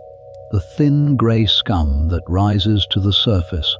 and must be lifted carefully away with a broad shallow spoon kept for no other purpose, lest it cloud the finished syrup and spoil its clear pale gold colour. While it simmers you begin, alongside it, a second syrup, this one of coltsfoot and horehound gathered from the rougher ground beyond the Physic garden's wall, bitter herbs both, whose sharp taste the sugar will soften without ever quite disguising, for this is not a syrup made for pleasure, as the elderflower nearly is, but a plainer, sterner remedy kept expressly for the deep-racking coughs of true winter illness, the kind that keep a whole household lying awake through the small hours listening to a child or an old servant struggling for breath in the next room. You think, stirring the bitter herbs into their own slow simmering pan, of the winter just past, and of old Thomas the shepherd, who has served this family and this land for longer than you yourself have been alive, and who took, in the deep cold of February, a cough so hard and so persistent that for a fortnight the whole household feared, quietly, that he would not see the spring. It was this very syrup the coltsfoot and horehound made new each autumn against exactly such a need, that you sent down to his small cottage each evening of that fortnight by the hand of the kitchen boy, a spoonful given at bedtime, and a spoonful again should the coughing wake him in the night, and whether it was truly the syrup that turned the illness, or simply old Thomas's own stubborn strength refusing to be beaten by a winter chill, you cannot say with any certainty, and do not much trouble yourself to decide. For what matters in the end is only that he did mend slowly through the whole of March, and was back among his flock, thinner and greyer but entirely himself, by the time the first lambs came. It is thoughts such as these, more than any receipt written in any book, that give the stillroom slow work its true weight in your mind. A conserve of roses is a small sweet pleasure, and pleasure you have always believed, is no small thing in a life that can otherwise run hard and plain, but a syrup that has sat through a long dark fortnight at the bedside of a frightened old man fighting for his breath is something else again, something nearer to the very heart of why this room exists at all, and why your mother kept it before you with such quiet, unwavering diligence, and why you, in your turn, rise before the light on a summer morning to gather dew-soaked flowers, rather than lying warm and idle in your bed a while longer, as a woman of your standing might easily choose to do. Both syrups, when they have thickened at last to the proper consistency, tested by the same careful drop upon the cold pewter plate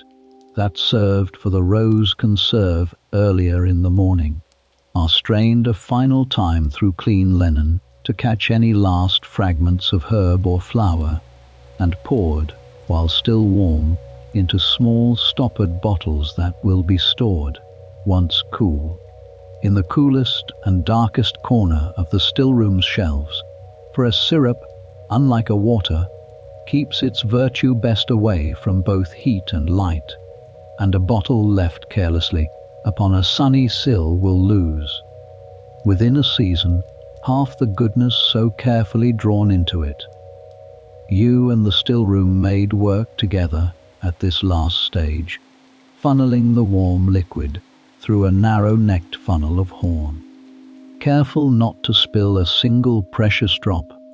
for sugar wasted upon the scrub table is sugar that has cost a good price at the market town and cannot simply be swept up and used again. By the time the last bottle is stoppered and set aside to cool fully before its final sealing with wax, the morning has slipped well past its middle point, the light through the small window grown high and strong and golden in the particular way of an English summer's late morning, and you become properly aware, only now, of a low ache across your shoulders and a real and honest hunger, for you have been on your feet, bent to one task after another, since well before the rest of the house had even stirred. But the morning's true work is not yet finished, for there is one further craft still waiting its turn upon the crowded table, the making of the salves, and this, more than any other single task the stillroom performs, is the work upon which the health of the whole household, family and servants and tenants alike, most directly and most often depends. A salve is a slower, heavier kind of remedy than a water or a syrup, built not upon water or spirit but upon fat, good clean mutton suit rendered slowly and skimmed until it is pale and nearly odorless, or, for the finer salves meant for gentler skin, a measure of beeswax brought up from the estate's own hives, melted together with sweet oil until the two combine into a smooth pale unguent that will hold, within its soft body, whatever herb has been steeped into it. You set a small clean pan upon the gentlest corner of the hearth, well away from the direct heat of the flame, for wax and fat scorch even more readily than sugar and give off, when they do, a smell so unpleasant that it lingers in the room for days, and you begin the slow melting, adding, as the fat softens, a generous quantity of dried marigold petals gathered and dried the previous summer for exactly this purpose, their bright orange color already beginning to bleed gently into the pale melting fat. Marigold is, of all the plants your Physic garden grows, perhaps the one you reach for most often and most gladly, for its uses are so many and so various that a single jar of marigold salve, kept always ready upon the stillroom's lowest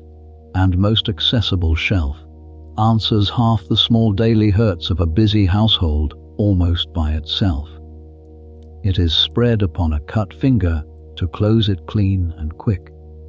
It is worked into a burn from the kitchen fire to draw the heat and ease the sting. It soothes the chapped raw hands of the laundry, made after a long day at the washing tub in cold weather, and the cracked heels of the stable boy who goes about half the year in wet boots, and the sore reddened skin of an infant not yet out of clouts. Your mother called it, and you have never found reason to disagree with her, the truest friend a stillroom keeps, for where a cordial or a conserve is a pleasure, and a syrup a remedy for one particular complaint, the marigold salve is simply, quietly, endlessly useful, the first thing reached for, and very often the only thing needed. While the marigold salve steeps and melts, gently, at the cooler edge of the hearth, you begin a second, graver preparation at the pan's far side. A salve built this time not upon marigold, but upon comfrey root, dug from the damp, shaded corner of the garden, where it grows thick and coarse-leaved, its thick mucilaginous root ground fine in the mortar, before it goes into the melting fat, for comfrey, your receipt book records in your grandmother's oldest and stiffest hand, is a herb of particular virtue for the knitting of bones and the closing of deep wounds, and is kept always ready in this house against the sprains and the falls that a working household, full of servants climbing ladders and handling horses and wielding scythers, cannot ever wholly avoid. You grind the root with steady, even strokes of the pestle, the heavy stone mortar worn smooth, and slightly hollowed at its center by generations of exactly this same grinding motion, and you think, not for the first time, of how much of the stillroom's whole quiet craft comes down, in the end, to this simple, patient repetition, grinding, straining, stirring, skimming, the same small motions performed thousands upon thousands of times across a whole lifetime, each one so small as to be almost nothing, and yet all of them together amounting, over the years, to the whole steady health of a house full of people who will very likely never think, from one year's end to the next, to wonder how the marigold salve upon the shelf came to be there at all. There is a third salve, smaller in quantity, but no less carefully made, given over entirely to a mixture of elder leaves and wormwood, bitter and sharp-smelling even in the melting fat, kept expressly against the small stinging bites and irritations of high summer, the midges and the nettle stings, and the small unglamorous miseries of a season otherwise so full of warmth and gladness. And there is, kept always in the smallest jar of all, upon the very highest and least accessible shelf, a fourth and final preparation, a strong dark ointment of hemlock and poppy, used only rarely, and only ever by your own hand, never by the still-room maids, for the deep aching pain of a broken limb or a difficult tooth, a remedy powerful enough to want real caution in its keeping and its giving, and one you handle, always, with a small private solemnity quite different from the easy confidence with which you handle the marigold. Your mother was, if anything, sterner still about this particular preparation than about any other single thing the stillroom made, and she taught you its making only once you had proved yourself, across several years of steadier, safer work, entirely trustworthy with measure and with method, for a stillroom keeper's whole reputation. She reminded you more than once while walking you slowly through its careful preparation, rests as much upon the harm she prevents as upon the good she does, and a strong remedy carelessly given can undo, in a single evening, a lifetime's worth of patiently earned trust. You remember her showing you, That first time, exactly how small a quantity the strongest dose might safely contain, and exactly how much smaller a quantity should be given to a child or to an elderly person whose strength has already begun its own slow natural ebbing, and exactly what signs would tell you, should you ever see them, that a dose already given had proved too strong and wanted immediate, urgent correction. You have never, in all your own years of keeping this room, had cause to regret the seriousness with which you learned that particular lesson, nor the seriousness with which you have, in your turn, begun very cautiously introducing its outline, though not yet its full practice, to your own stillroom maid, for she is not yet ready, by your own careful judgment, to be trusted with a preparation this exacting, and you have told her so plainly, without any unkindness, exactly as your own mother once told you the very same thing at a very similar stage of your own long apprenticeship. It is, perhaps, the single clearest example within the whole stillroom's quiet work of a truth that underlies very nearly everything the room contains. That real skill is built not merely upon what a keeper knows how to do, but equally, and perhaps even more importantly, upon what she has learned through patient years of careful teaching to be properly and rightly cautious of. Each salve, once melted and steeped and strained through clean linen to catch every last fragment of leaf or root, is poured, while still warm and liquid, into small round pots of pewter or of plain glazed earthenware, and set aside upon the cool stone ledge beneath the window to firm and set. And by the time the last pot has been filled, the whole still room is warm and fragrant with the mingled smell of melted wax and marigold and comfrey and elder, a smell entirely different from the clean, sharp fragrance of the morning's distilled waters, heavier, earthier,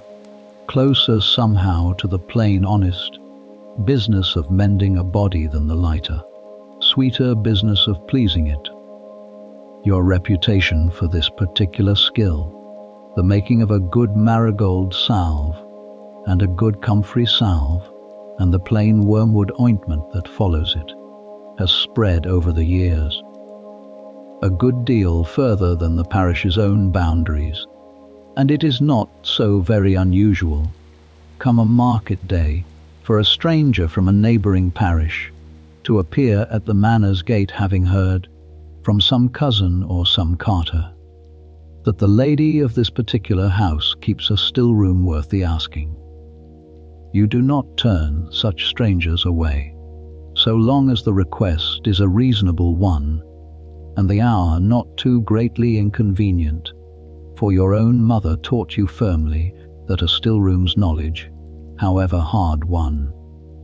is not a thing to be jealously hoarded against the wider world's need, and there is besides a quiet satisfaction you have always found in knowing that the small careful work of this one modest room reaches, indirectly, a good deal further across the county than you yourself will ever personally travel. There was a winter, some years back now, when a fever far worse than any single family's illness swept through several of the neighbouring parishes, and the stillroom stores of syrup and cordial were called upon so heavily, week upon week, that you and the stillroom maid before her worked from before dawn to well past dark, simply keeping pace with the need, sending bottles out by cart to cottages you had never before had occasion to visit, and receiving, in the slow warming weeks of spring that followed, more small grateful gifts, a basket of eggs, a jar of honey, a length of good plain cloth, than your own modest efforts had ever seemed, to your own mind, quite to deserve. It is a memory you return to often on quieter mornings such as this one, not from any wish for renewed praise, but because it reminded you, more plainly than almost anything else in your whole still room keeping life, exactly how much a single well-stocked room, quietly and faithfully tended through the easy ordinary seasons, can matter when a harder season finally, inevitably arrives. You straighten at last from the hearth, one hand pressed briefly to the small of your back, and you look about the crowded table, the bottles of clear rose and lavender water standing in their careful rows, the small pots of crimson conserve cooling beside the darker syrups, the pale unset salves firming slowly upon their cool stone ledge, and you feel, as you feel at very nearly this same point of very nearly every working morning, a quiet satisfaction that owes nothing at all to grandeur and everything to simple accumulated usefulness. The sense of a morning well spent in work that will, in its own small unglamorous way, ease a great many small sufferings for a great many people across the whole of the coming year. And it is at exactly this point, as it so very often is, that you hear, from along the passage, the first soft knock upon the still room's outer door, for the morning's making is done. But the morning's other great business, the meeting of the household's own small daily complaints, is only just now beginning. You open the door to find the dairymaid standing there, a plump, good-natured girl, a little older than your own still-room maid, holding one reddened hand cradled carefully in the other. And it takes only a glance to see what has happened, for the skin across two of her knuckles is angry and blistered where the great copper preserving pan, being scoured that morning in the dairy, must have caught her carelessly across its still warm rim.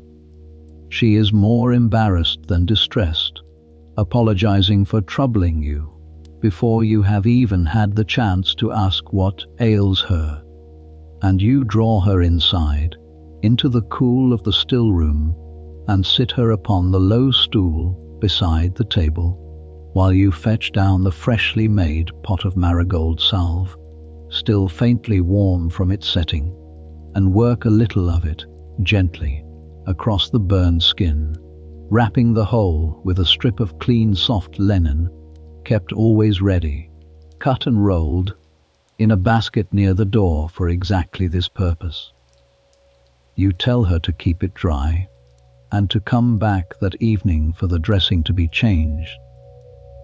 and she thanks you with the particular, quick, grateful warmth of a young servant more, used to being scolded for carelessness than tended with patience, and goes back to her dairy a little lighter in spirit than she came. She has scarcely gone when a second face appears at the door, this one belonging not to a servant of the house, but to a small tenant boy from one of the cottages along the lane, sent up by his mother with a request wrapped, as such requests so often are among the plainer folk of the parish, in more shyness than the small errand itself really warrants.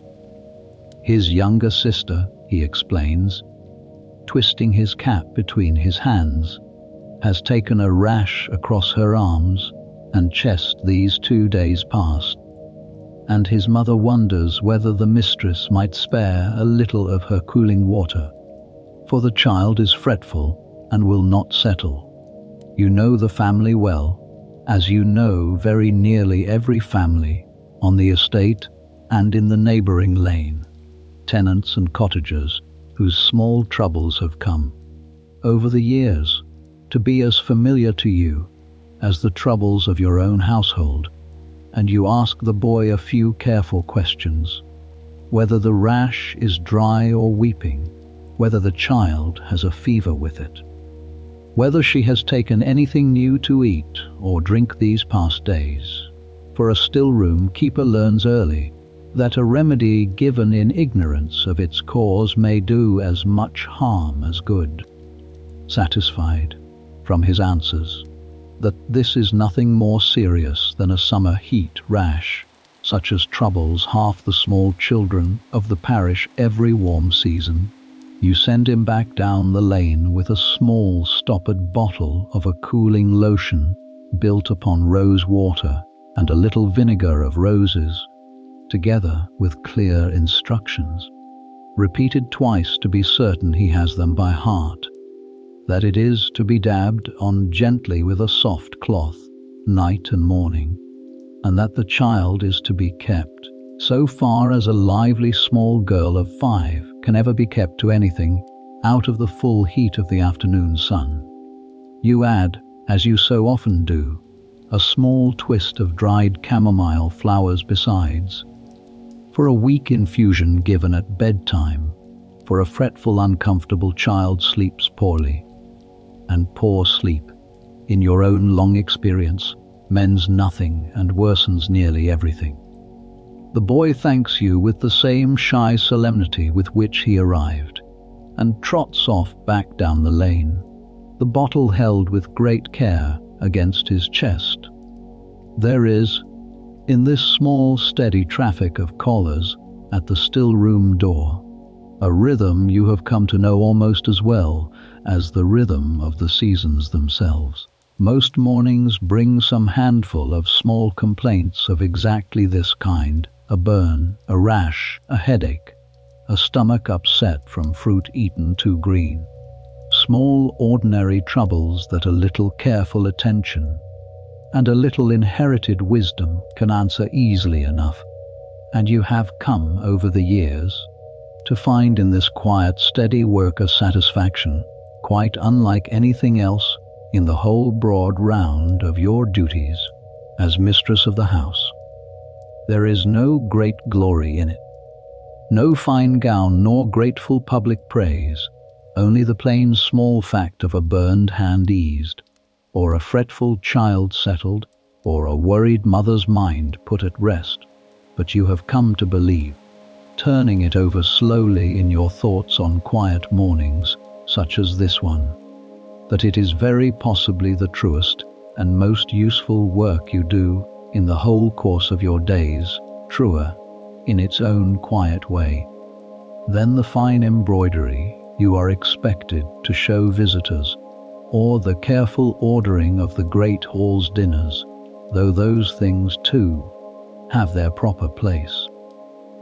It is not always so simple, though, and you have learned across the years to know the difference between a complaint that your own still room can answer with confidence, and one that wants a physician sent for from the market town, a distinction that matters a very great deal, for a physician's visit is costly, and a needless one is an embarrassment to be avoided, while a delayed one, in a truly serious case, can cost a life. It is a knowledge that came to you only slowly, and only through years of careful watching and careful listening, both to the sick themselves and to your own mother's patient instruction. And it is, perhaps, the single most valuable thing the still-room has taught you, more valuable even than any single receipt in the whole of the book, the quiet, unhurried skill of knowing when to act, and when to watch, and when to send, without delay or false pride, for help beyond your own. You are thinking, in fact, of exactly such a case, still fresh in memory, though it happened now some weeks past, when a third knock comes at the door, this one heavier and more urgent than the two before it, and you open it to find not a child nor a servant, but the estate's own housekeeper, a sensible, steady woman, not easily flustered, her face nonetheless drawn with real concern. One of the carters, she tells you, a strong young man who has driven the estate's wagons to market and back these 3 years without a single day's illness, was brought in not an hour past from the home farm burning with a fever so sudden and so fierce that he could scarcely stand, and is now laid upon a pallet in the small chamber off the kitchen passage, shivering one moment and drenched with sweat the next, and asking, between his shivering, for nothing so much as water. You leave the still-room at once, taking with you a small basket already stocked, from long habit, against exactly such sudden calls, cooling waters, a measure of the wormwood cordial for settling a troubled stomach, clean linen for wrapping cool cloths about a burning forehead. You find the young man exactly as described, restless upon his pallet, his skin dry and hot to the touch, his pulse, when you take his wrist gently between two fingers, as your own mother taught you long ago, running fast and hard beneath the skin. You ask him, as calmly and as steadily as you can manage, when the fever began, and he tells you through chattering teeth that he felt unwell only since midday yesterday, a heaviness in the limbs, and a dull ache behind the eyes that he took, at first, for nothing more than the ordinary tiredness of a long hard week's driving, until the fever took proper hold of him only this past night, worse with every passing hour since. You listen carefully, and you watch him carefully, weighing what you see and hear against everything your mother taught you, and everything you yourself have learned in your own years of tending the household sicknesses. And you judge, within a very few minutes, that this is a fever of some real seriousness, sudden in its onset and fierce in its heat, not the kind of passing summer ague that a little cooling water and a quiet day's rest will answer by itself. You do what you can at once,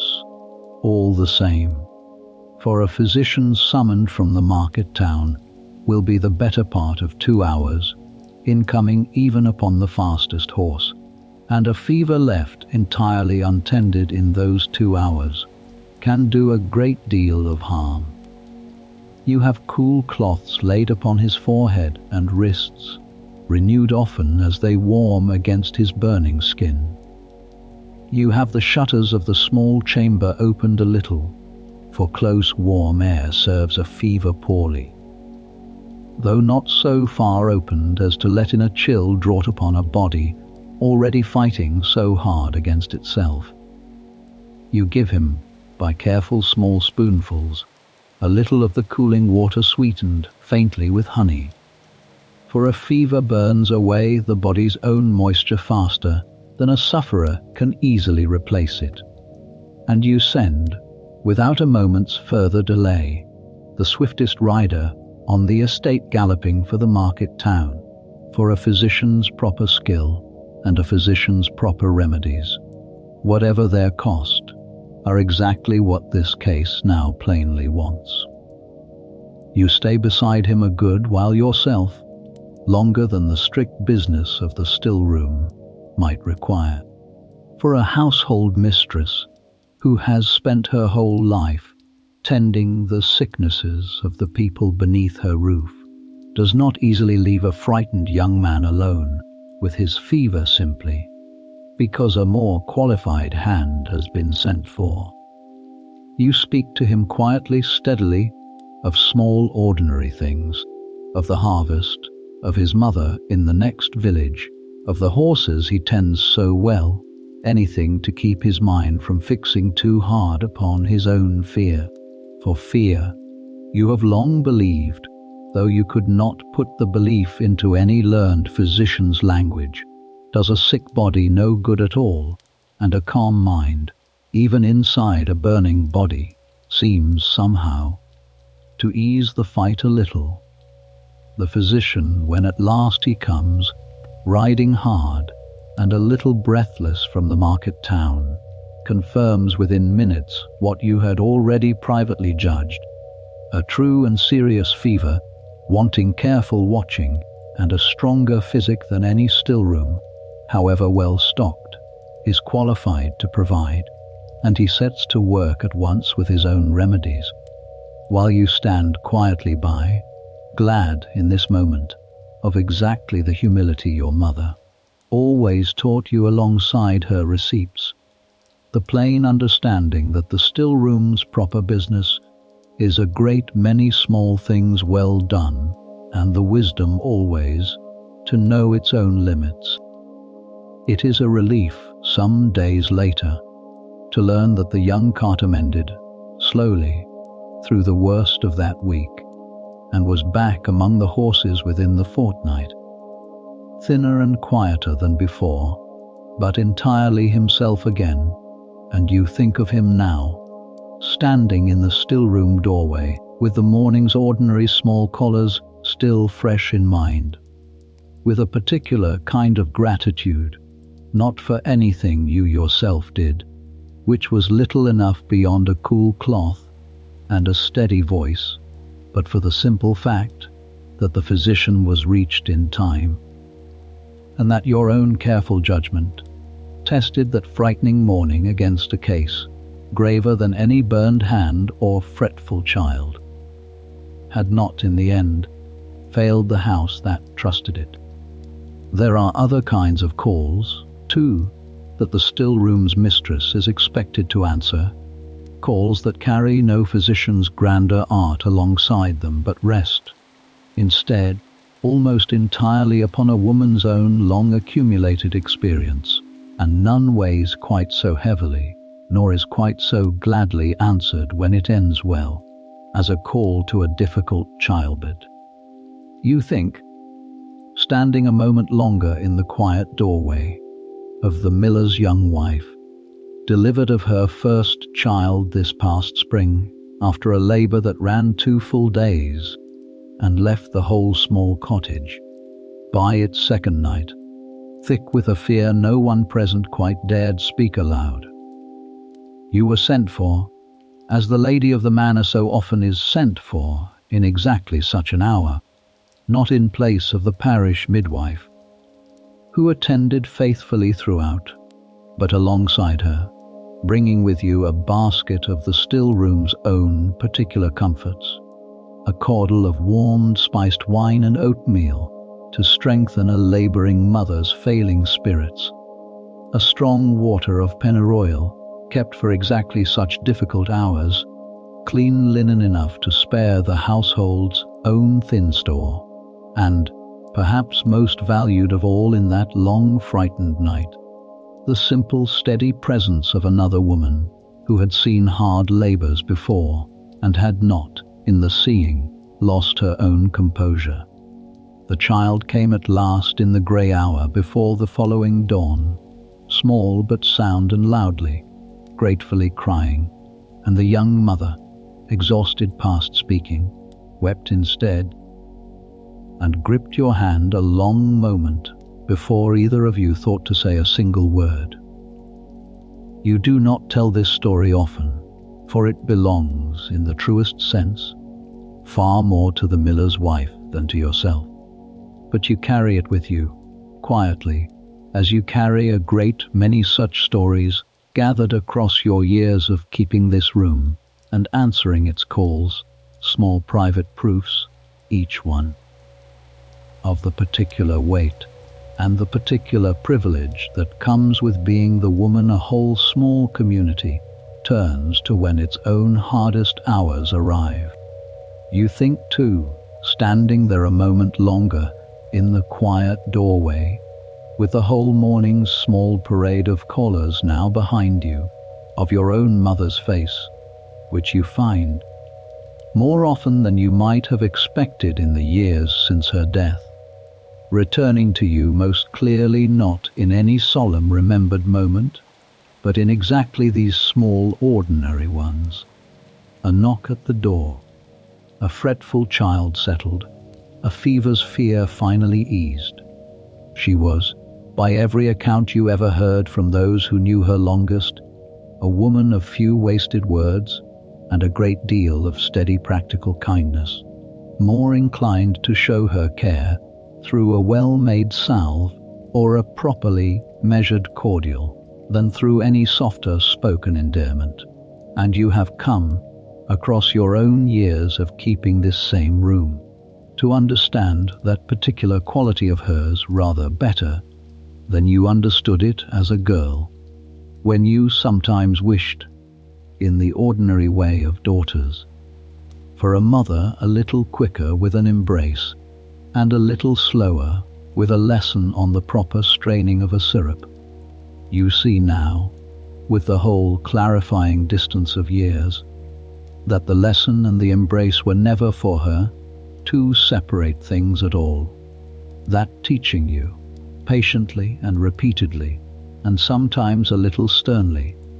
to measure and to mix and to judge a fire's heat by eye alone, was itself the deepest and most enduring form her love was ever going to take, a love expressed not in soft words, but in skill carefully, deliberately handed down. Your grandmother, whom you remember only dimly, from the very edge of early childhood, as a small upright figure in dark grey wool, who smelled always, faintly, of lavender and of something sharper beneath it, that you now know to have been the wormwood she favoured for her own private remedies, left behind, in the oldest pages of the receipt book, rather more of herself than her own quiet reserved manner, by every family account, would ever have permitted her to share aloud. There is a particular sternness to her earliest entries, brief, exact, allowing for no laxness in either measure or method, and yet threaded through even that sternness, here and there, are small unexpected notes of real tenderness. A receipt for a soothing water marked simply for a frightened child, no further explanation offered or apparently needed, a small correction to an earlier measure, noted only because too strong a dose once, by her own admission, made a good woman sicker rather than better, and I will not risk that error twice. You have come to feel, reading these old entries on quiet mornings across your own years of keeping this room, that you know your grandmother rather better through this plain, careful book than you could ever have known her through the few thin childhood memories time has otherwise left you. And there is a particular comfort in that thought that you find hard to properly put into words, even to yourself. It occurs to you, standing now in the still room doorway, with the morning's business finally, truly finished, that your own daughter will one day come to know you in very much the same way, not chiefly through whatever she happens to remember of your voice or your face across the ordinary passage of her own childhood, but through this same patient book, growing fuller now with your own hands' steady additions, and through the small skills already, even this early, beginning to settle into her own young fingers as she labels her first crook bottle or watches, wide-eyed, the first clear drops fall from a still she does not yet fully understand. It is not, perhaps, the kind of remembering most mothers imagine when they imagine being remembered. But you have come to believe, turning the thought over slowly, as you so often turn such thoughts over in this particular quiet room, that it may very well be the truest and the most lasting kind there is, before the old woman with the stiff, aching knees appears at the door, wanting nothing more than her usual small pot of comfrey, salve renewed against the damp weather. She feels coming in her joints, long before any almanac troubles to predict it. There is one further caller this particular morning, a young manservant from the stables, holding one side of his jaw with an expression of such stoic misery that you know, before he has said a single word, exactly what ails him. A toothache is a common enough visitor to the still room door, and not always an easy one to answer well, for a truly rotten tooth wants a barber surgeon's pincers in the end. Whatever comfort a Stillroom's gentler remedies can offer in the meantime, and you ask him, gently, how long the pain has troubled him, and whether the tooth itself feels loose or hot to the touch. He admits, a little sheepishly, that it has ached on and off for above a fortnight, and that he has been hoping, as young men so often hope, that it might simply mend itself, if only he ignored it firmly enough. A hope you have seen disappointed nearly every single time you have seen it held. You tell him plainly, though kindly, that a tooth troubling him this long will very likely want the barber surgeon's proper attention before the month is out, but that you can, for tonight at least, ease the worst of his discomfort, and you press a small pledget of linen soaked in a strong clove-infused oil, kept always in the stillroom for exactly this common complaint, gently against the offending tooth, and you give him besides a small twist of the same oil to carry back to the stables for the coming night, with careful instruction on its sparing use, for clove oil, however comforting, is strong enough to burn an unwary tongue if applied too freely. He thanks you, visibly relieved already, and you send him off with the further firm instruction, given in the tone you have long since learned works best upon young men convinced of their own quiet invincibility, that he is to speak to the housekeeper about arranging the barber surgeon's visit before the week is properly out, and not to wait, as he plainly hoped to wait, for the whole trouble to simply vanish of its own accord. But the morning's callers, this particular morning, have brought nothing so grave, only the ordinary small troubles of an ordinary summer day, and by the time the last of them, an old woman from the lane wanting nothing more than a little comfrey salve for her stiff, aching knees, has gone contentedly on her way. The light through the small window stands high and bright and nearly overhead, and your own stomach, quite without your leave, reminds you that the morning is very nearly spent, and that the kitchen, not far along the passage, will by now be laying out the household's midday meal. You leave the stillroom for a little while, the door left only pulled to rather than locked, for the stillroom maid remains behind a while longer to finish the last small tidying of the morning's mess, the scarred pans set to dry, the used linen gathered for the wash, the table wiped clean of its scattering of spilled sugar and stray petals, and you make your way along the cool stone passage toward the great kitchen, where the warm smell of new bread and simmering pottage reaches you well before you round the final corner. The kitchen at midday is a different world entirely from the quiet, close world of the stillroom, loud with the clatter of pans and the good-natured chatter of the kitchen maids, warm with the constant roar of the great open hearth where a joint of mutton turns slowly on its spit, tended by a boy whose whole task, this past hour, has been nothing more than the steady patient turning of that one handle. The cook, a broad, cheerful woman who has ruled this kitchen for longer than your own marriage has lasted, greets you with the easy familiarity of two women who have worked, each in her own separate kingdom, toward the same single purpose of a well-kept house for a great many years, and sets aside for you, without needing to be asked, a good thick slice of new bread still warm from the morning's baking, spread with fresh butter from the dairy, and a spoonful, still faintly warm itself, of last year's blackcurrant conserve made, of course, in your own stillroom the previous summer. You eat standing, for there is no time this particular midday for the more formal dinner that will be laid later in the hall for the whole household together. And you find, as you so often find at exactly this hour of a busy day, that a slice of good bread and a little sweet conserve, eaten quietly and without hurry in the warm bustle of the kitchen,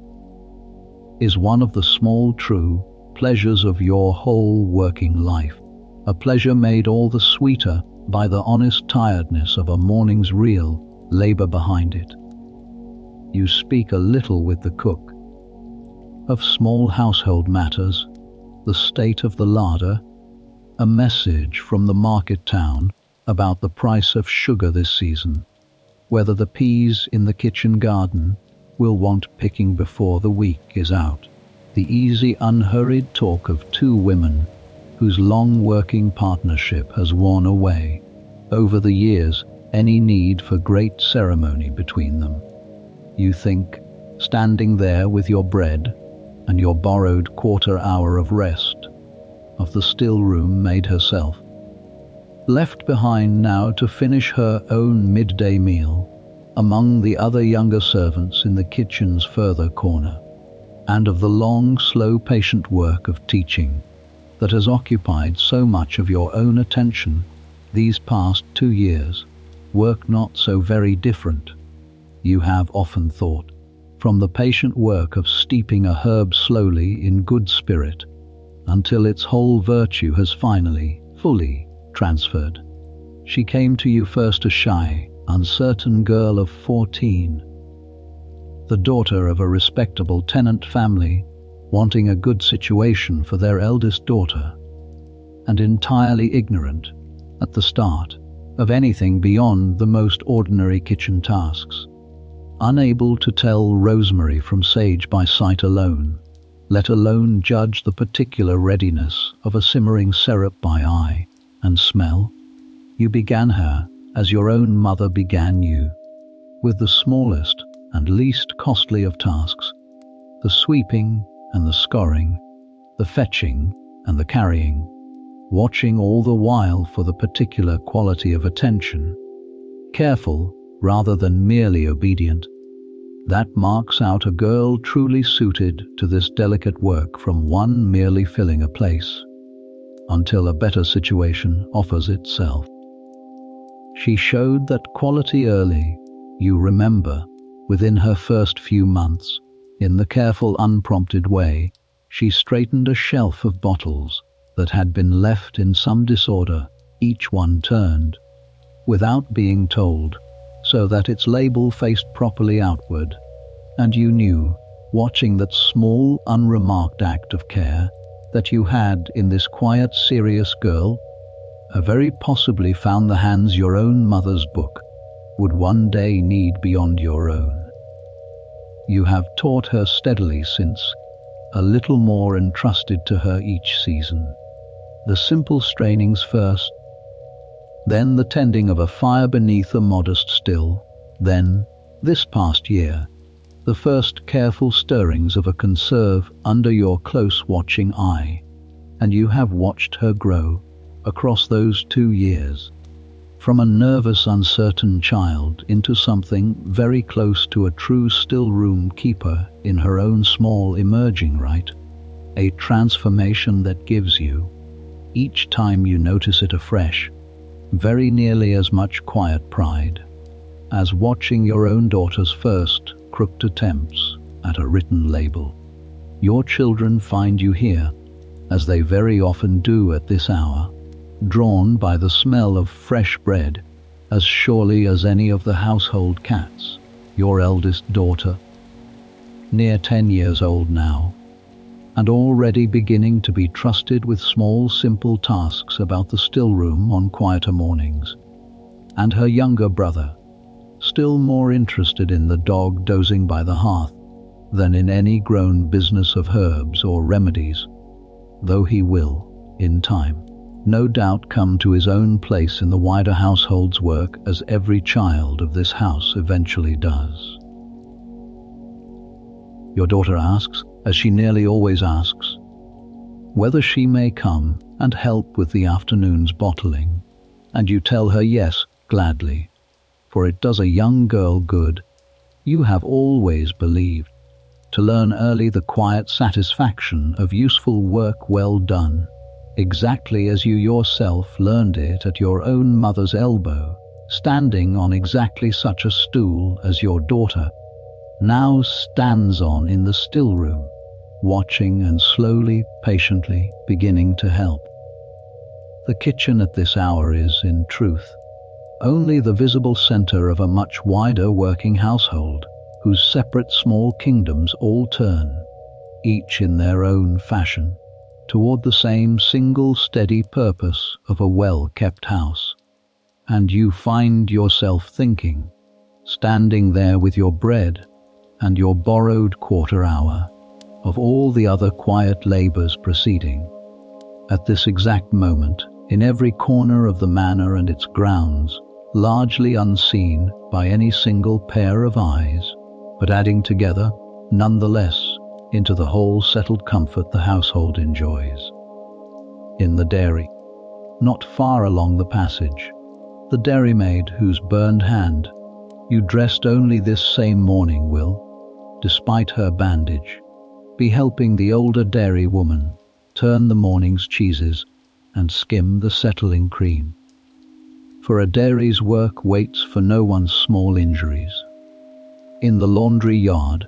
the washing hung out at first light will by now be dry enough for folding, and the laundry maid will be moving along the line, sheet by sheet, with the brisk practiced efficiency of a woman who has done this same task every fair washing day of her working life. In the stables, the young man with the aching tooth, comforted now by your clove oil, will be seeing to the horses' midday feed, and in the home farm's furthest field, your husband's steward will be overseeing the first stages of the hay's turning, weather permitting, for a wet hay harvest is a poor one, and the whole household watches the sky, this time of year, with a shared unspoken anxiety, no less real, for going largely unspoken. The housekeeper herself, a sensible, steady woman whose own quiet authority over the household's servants runs parallel to and in easy cooperation with your own authority over the stillroom, moves through the kitchen even now, checking the state of the larder against the coming week's needs, and pauses beside you a moment to report, briefly and efficiently, that all runs smoothly, that the young carter continues to mend, that the dispute between the two younger servants mentioned earlier has been settled to both parties' satisfaction, that a message has come from the market town confirming the price of sugar for the coming quarter. It is a small, unremarkable exchange, two women briefly comparing the state of their separate but overlapping small kingdoms, and yet you have come, over years of exactly such exchanges, to value the housekeeper's steady competence very highly indeed. For a household is, in the end, no single person's achievement, but the sum of a great many separate careful hands working, mostly invisibly, mostly without any expectation of particular thanks, toward a single shared comfort that only truly becomes visible in its absence, when some one small part of it, through illness or carelessness or simple bad fortune, briefly fails. You think, too, of the cook herself, still moving briskly about her hearth, even as she talks with you, a woman whose own particular skill, the judging of a roast's readiness by nothing more than sound and smell,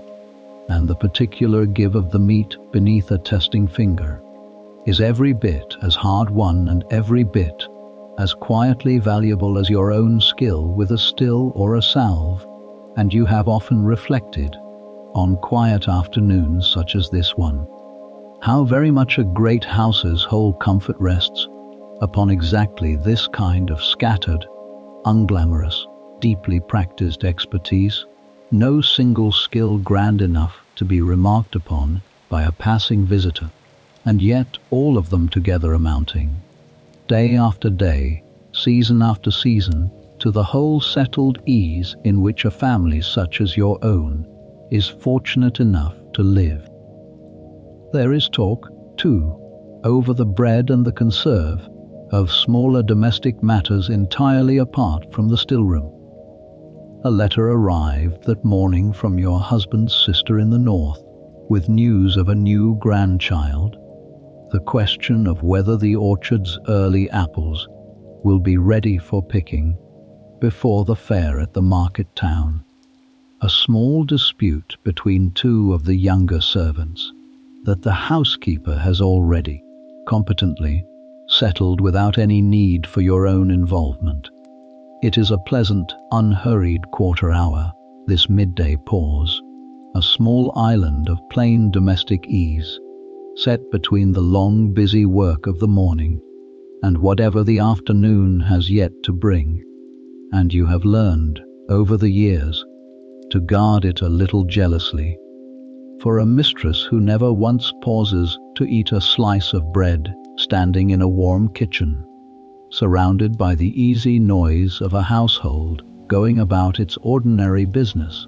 is a mistress who will, sooner or later, run herself entirely into the ground to no one's real benefit. You think, a moment, of that letter from the north, still folded in your apron pocket, where you tucked it earlier that morning to read again more carefully, once a quieter hour presented itself, and of your sister herself,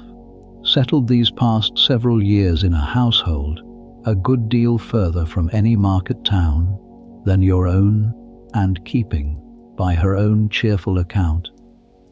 a stillroom every bit as busy as this one, though built upon a rather different balance of herbs, more given over, in that colder northern country, to the stronger warming waters, and rather less to the delicate rose and lavender that so suit your own gentler southern garden. The two of you exchange receipts, fairly often by letter, a new preparation tried and proved sent north, an old northern remedy for chilblains, or for a winter chest sent back south in return, and you resolve, turning the folded letter over once more in your apron pocket, to copy out for her, before the week is out, your own small improvement to the walnut cordial, confident she will find as much use for it, come her own colder midsummer, as your own household has always found. Your husband finds you there too, coming from a morning spent about the home farm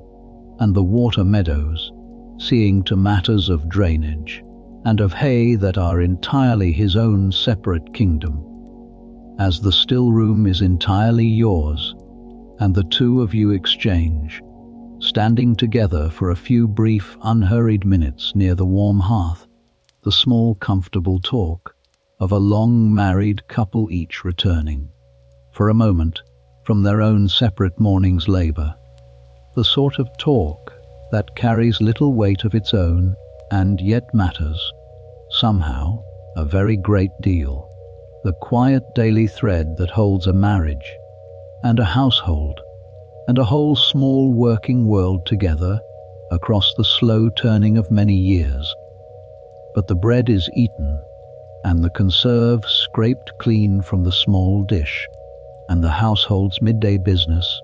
all around you, continues its own steady, unhurried course, and before very long you find your feet turning back, of their own accustomed accord, along the cool stone passage toward the low oak door of the stillroom, where the afternoon's own particular work, quieter and less urgent than the morning's, but no less needful, is waiting patiently for your return. Your daughter comes with you, as promised, skipping a little way ahead down the passage, with a particular light, unburdened energy of a child who has not yet learned to feel a morning's work in her shoulders, and by the time you reach the still room door, she is already waiting, hands clasped behind her back in the careful imitation of patience. She has learned what is best in this particular room, for she has understood, young as she is,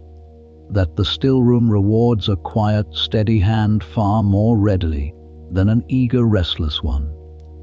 The still room maid has finished her own tidying by now and greets the little girl with the easy fondness of an older sister, for the two of them have grown across 2 years of shared mornings in this small, crowded room into something not far short of exactly that. The afternoon's chief business is the bottling and the sealing, the long, unglamorous but essential final stage of everything the morning's fires and stills produced. For a water or a conserve or a syrup made with the greatest care in the world is worth very little if it is left carelessly stored to spoil before the winter that needs it ever arrives. You begin with the rose water and the lavender water, both now fully cooled in their glass receivers, and you strain each a final time through a fresh fold of fine linen into a waiting jug. For even the most careful distilling leaves sometimes the smallest fragments of petal or leaf that must be caught before the water is bottled, and a cloudy water, however fine its fragrance, sells and stores far less well than a perfectly clear one. Your daughter's task, carefully assigned and carefully watched, is the funneling of the strained water into its waiting bottles, small clean glass vessels scarred and dried that same morning by the still room maid, and she sets to it with a fierce small concentration that makes you smile privately behind your own busy hands. Tongue caught between her teeth, exactly as your own tongue is caught, you have been told more than once by an amused husband, when you yourself are absorbed in careful work. She spills a little, of course, as any child new to the task will spill, a small fragrant puddle of rose water pooling briefly on the scrubbed table before it is wiped away, and you correct her gently, showing her once more the careful tilt of jug against funnel that keeps the flow steady and slow, and by the 4th or 5th bottle, she has very nearly mastered it, her small face bright with the particular quiet pride of a child feeling, for the first time, genuinely useful rather than merely tolerated. Each bottle, once filled, is stoppered, some with a simple twist of waxed linen thread wound tight about the neck, others, the finer ones, destined as gifts for neighbouring families or for the great house at the county's edge, where your husband's cousin keeps a rather grander establishment than your own, sealed more carefully still with a disc of soft wax pressed down, warm and firm about a cork stopper, the wax melted in a small ladle held carefully over a low candle flame and dripped, with practiced steadiness, around the join. You show your daughter how it is done, guiding her small hand the first time or two until the motion begins, slowly, to settle into her fingers the way it settled,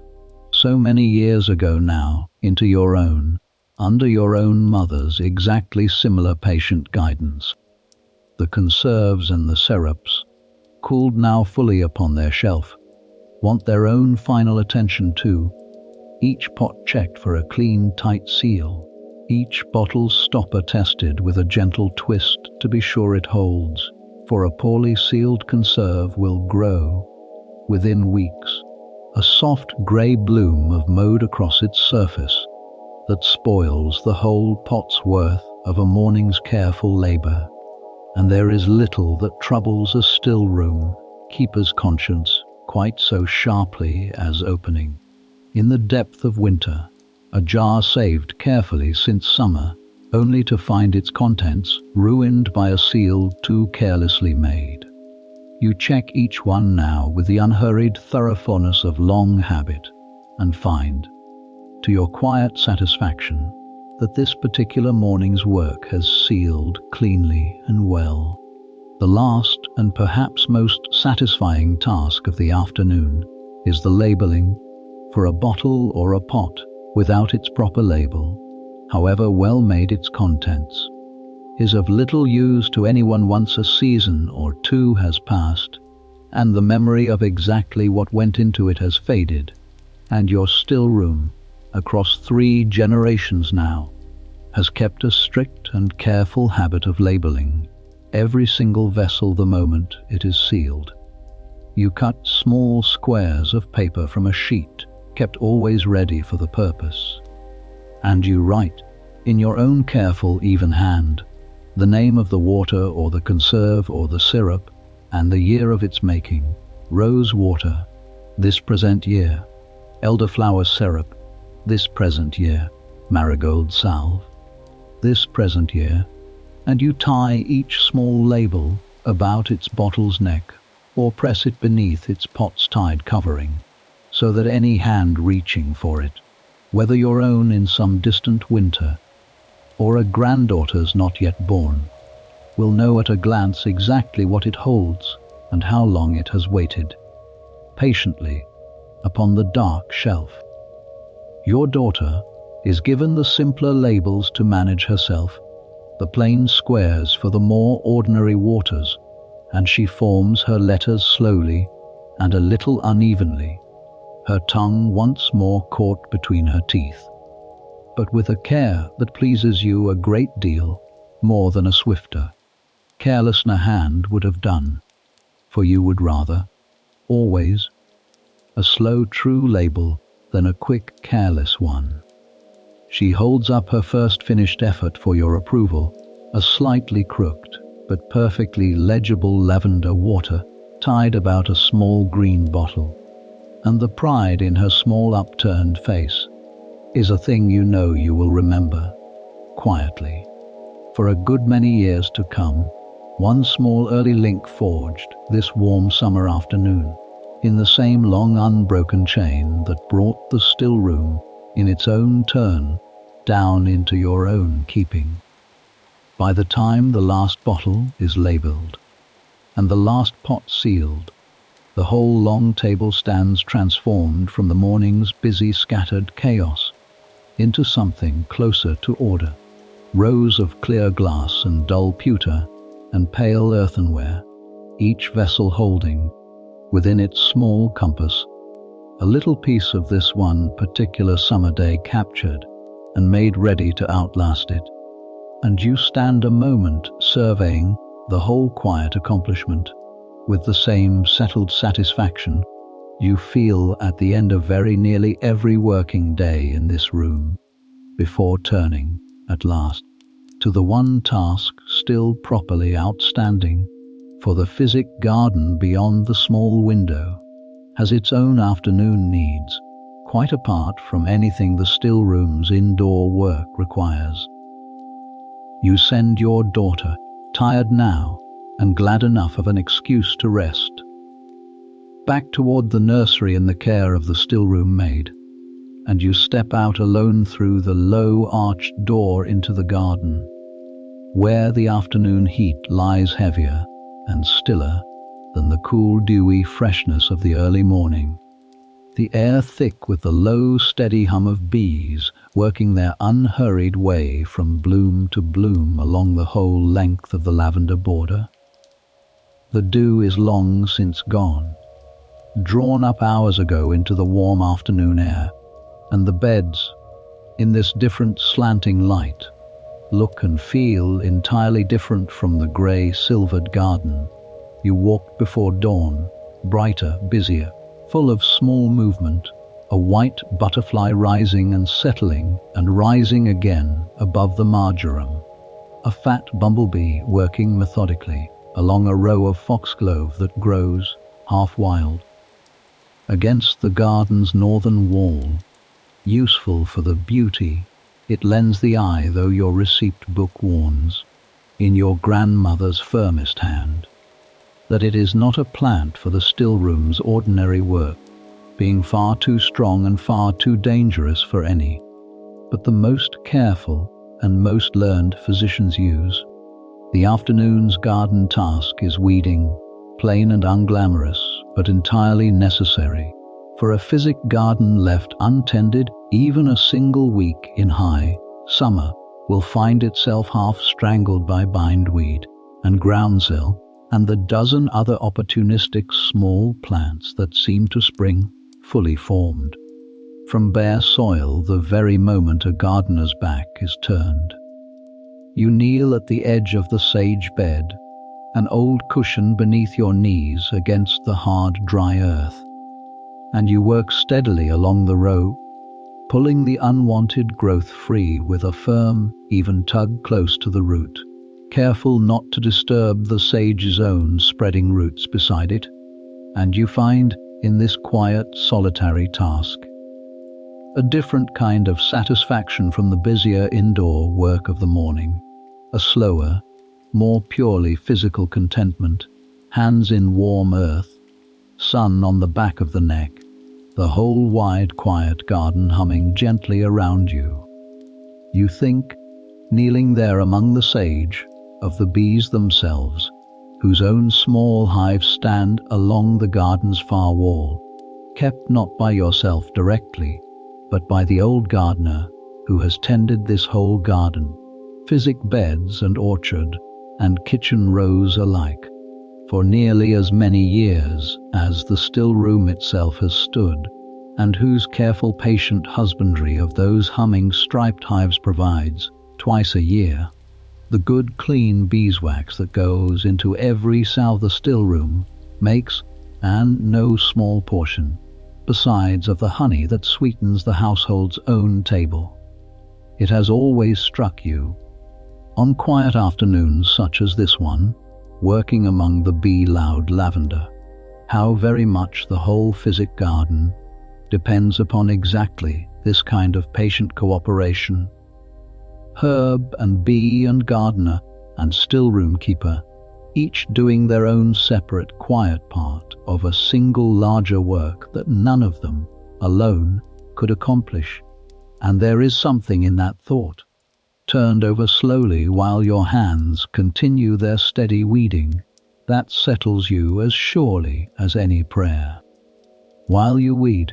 you gather too, for a garden task and a harvest can very often be combined by a keeper who has learned, over years, to waste no motion that need not be wasted. A second smaller cutting of the lavender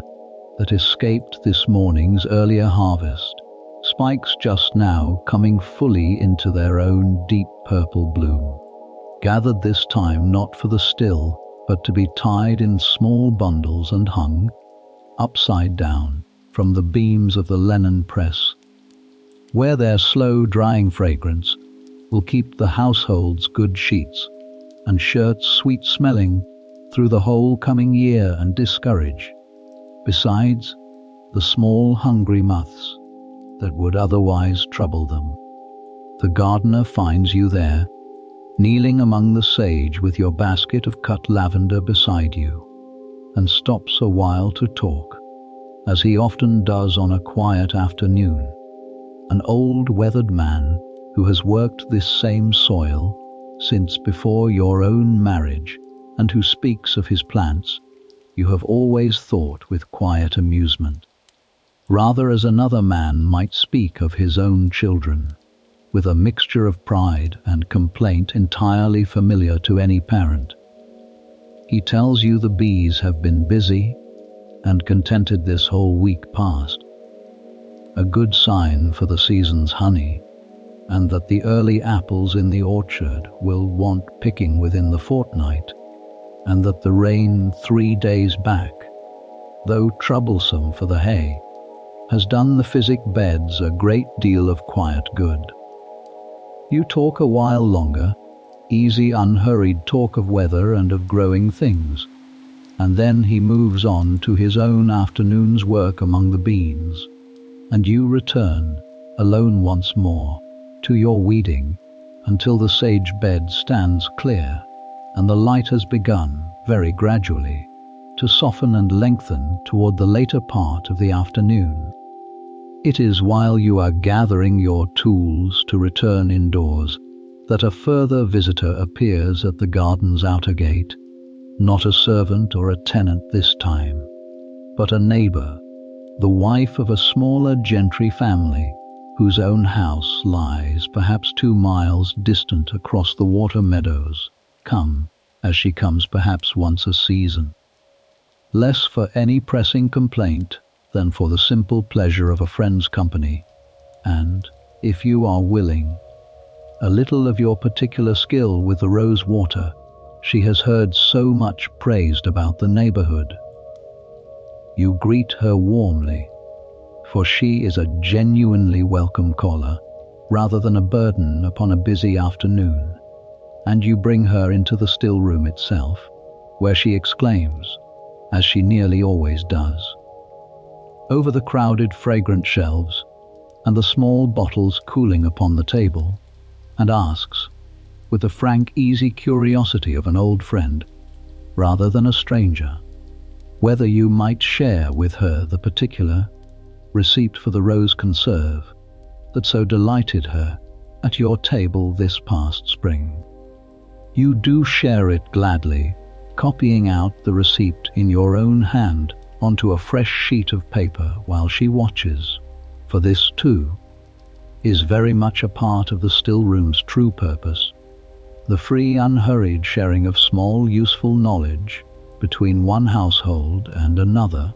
exactly as your own mother once received her own best receipts from kinswomen and neighbours long since passed from this life,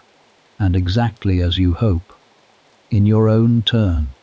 this same small kindness will one day be passed on again by the friend now sitting across your table, watching your pen move steadily across the page. You talk a while longer over a small cordial cup poured for the occasion, of families and children, and the small comfortable gossip of 2 neighbouring households, and by the time she takes her leave, the light through the still room's small window has begun, unmistakably now, to take on the deeper gold of the day's later hours. Alone again, you turn to the last small stretch of the afternoon's proper stillroom work, for a still left standing empty and unused 2 long grows your mother always warned, faintly musty, and there is time yet, before the light fails entirely, for one further modest distillation, a small batch of mint water this time, gathered from the damp, shaded corner of the garden, where the mint grows thick and nearly unstoppable no matter how firmly it is checked each spring. Mint water wants little of the careful ceremony that the morning's roses demanded, being a plainer, sturdier herb altogether, and you pack the still's belly with a generous armful of fresh cut leaves, seal the head with a fresh twist of dough, and set a modest fire beneath it, content, this time, to let it draw slowly through the last hour or 2 of the afternoon, while your hands turn to other quieter business close by. That other business is the settling of the day's small accounts, for a still room, however far its purpose lies from the counting house, is not exempt from the ordinary discipline of a well-kept household's bookkeeping, and you draw out from a small locked drawer beneath the long table a slim ledger in which you record, in brief careful entries, the sugar used this day, the wax spent on the afternoon's sealing, the small quantities of each water and conserve and syrup now added to the still room's standing store. It is not exciting work, but it is necessary work for a household run carelessly, even in so small a matter as a still room's modest stores, is a household that will find itself, sooner or later, short of some needful thing, at exactly the moment it is most wanted, and you have never been willing to let that particular failure fall at your own door. You note, too, in a smaller, private book kept only for your own eye, a few brief lines on the day just past, the good clear draw of the morning's rose water, the young carter's fever, now 3 weeks mended. A small private reminder to ask the gardener, before the week is out, whether the second bed of chamomile wants thinning. The mint water finishes its slow draw as the ledger is closed and put away, and you strain it as you strain the morning's waters through clean linen into its own waiting bottles, a plainer, sharper fragrance than the rose or the lavender, but no less useful for its plainness, good for a queasy stomach and a heavy head alike, and kept, in this household, in more constant daily use than almost anything else the stillroom produces. You seal and label the last of the day's bottles by the last of the strong afternoon light, and you look about the room once more. The shelves fuller now than they stood this morning, the whole small kingdom of your keeping a little richer, a little further, stocked against whatever the coming season may ask of it. Through the small window, the light has softened now from the strong gold of full afternoon towards something gentler, the shadows of the garden wall lengthening slowly across the beds. The bees grown quieter as the day's heat begins at last to ease, and somewhere beyond the wall you hear the first distant sounds of the household gathering itself toward evening. A door closing, a bucket set down, the low unhurried call of the gardener's boy, driving the last of the day's water to the thirstier beds before dusk properly falls. It is nearly time, you know, for the household's evening meal, and you begin, unhurried, to set the stillroom to rights for the coming night, wiping down the long table one final time, banking the last small embers of the mint water's fire, setting each tool back upon its accustomed hook and shelf, for a stillroom left in disorder overnight is a stillroom that greets its keeper poorly the following dawn. You wash your hands carefully at the small basin, kept for exactly this purpose. The day's accumulated smells of rose and lavender and mint and melted wax lingering faintly upon your skin, no matter how thoroughly you scrub,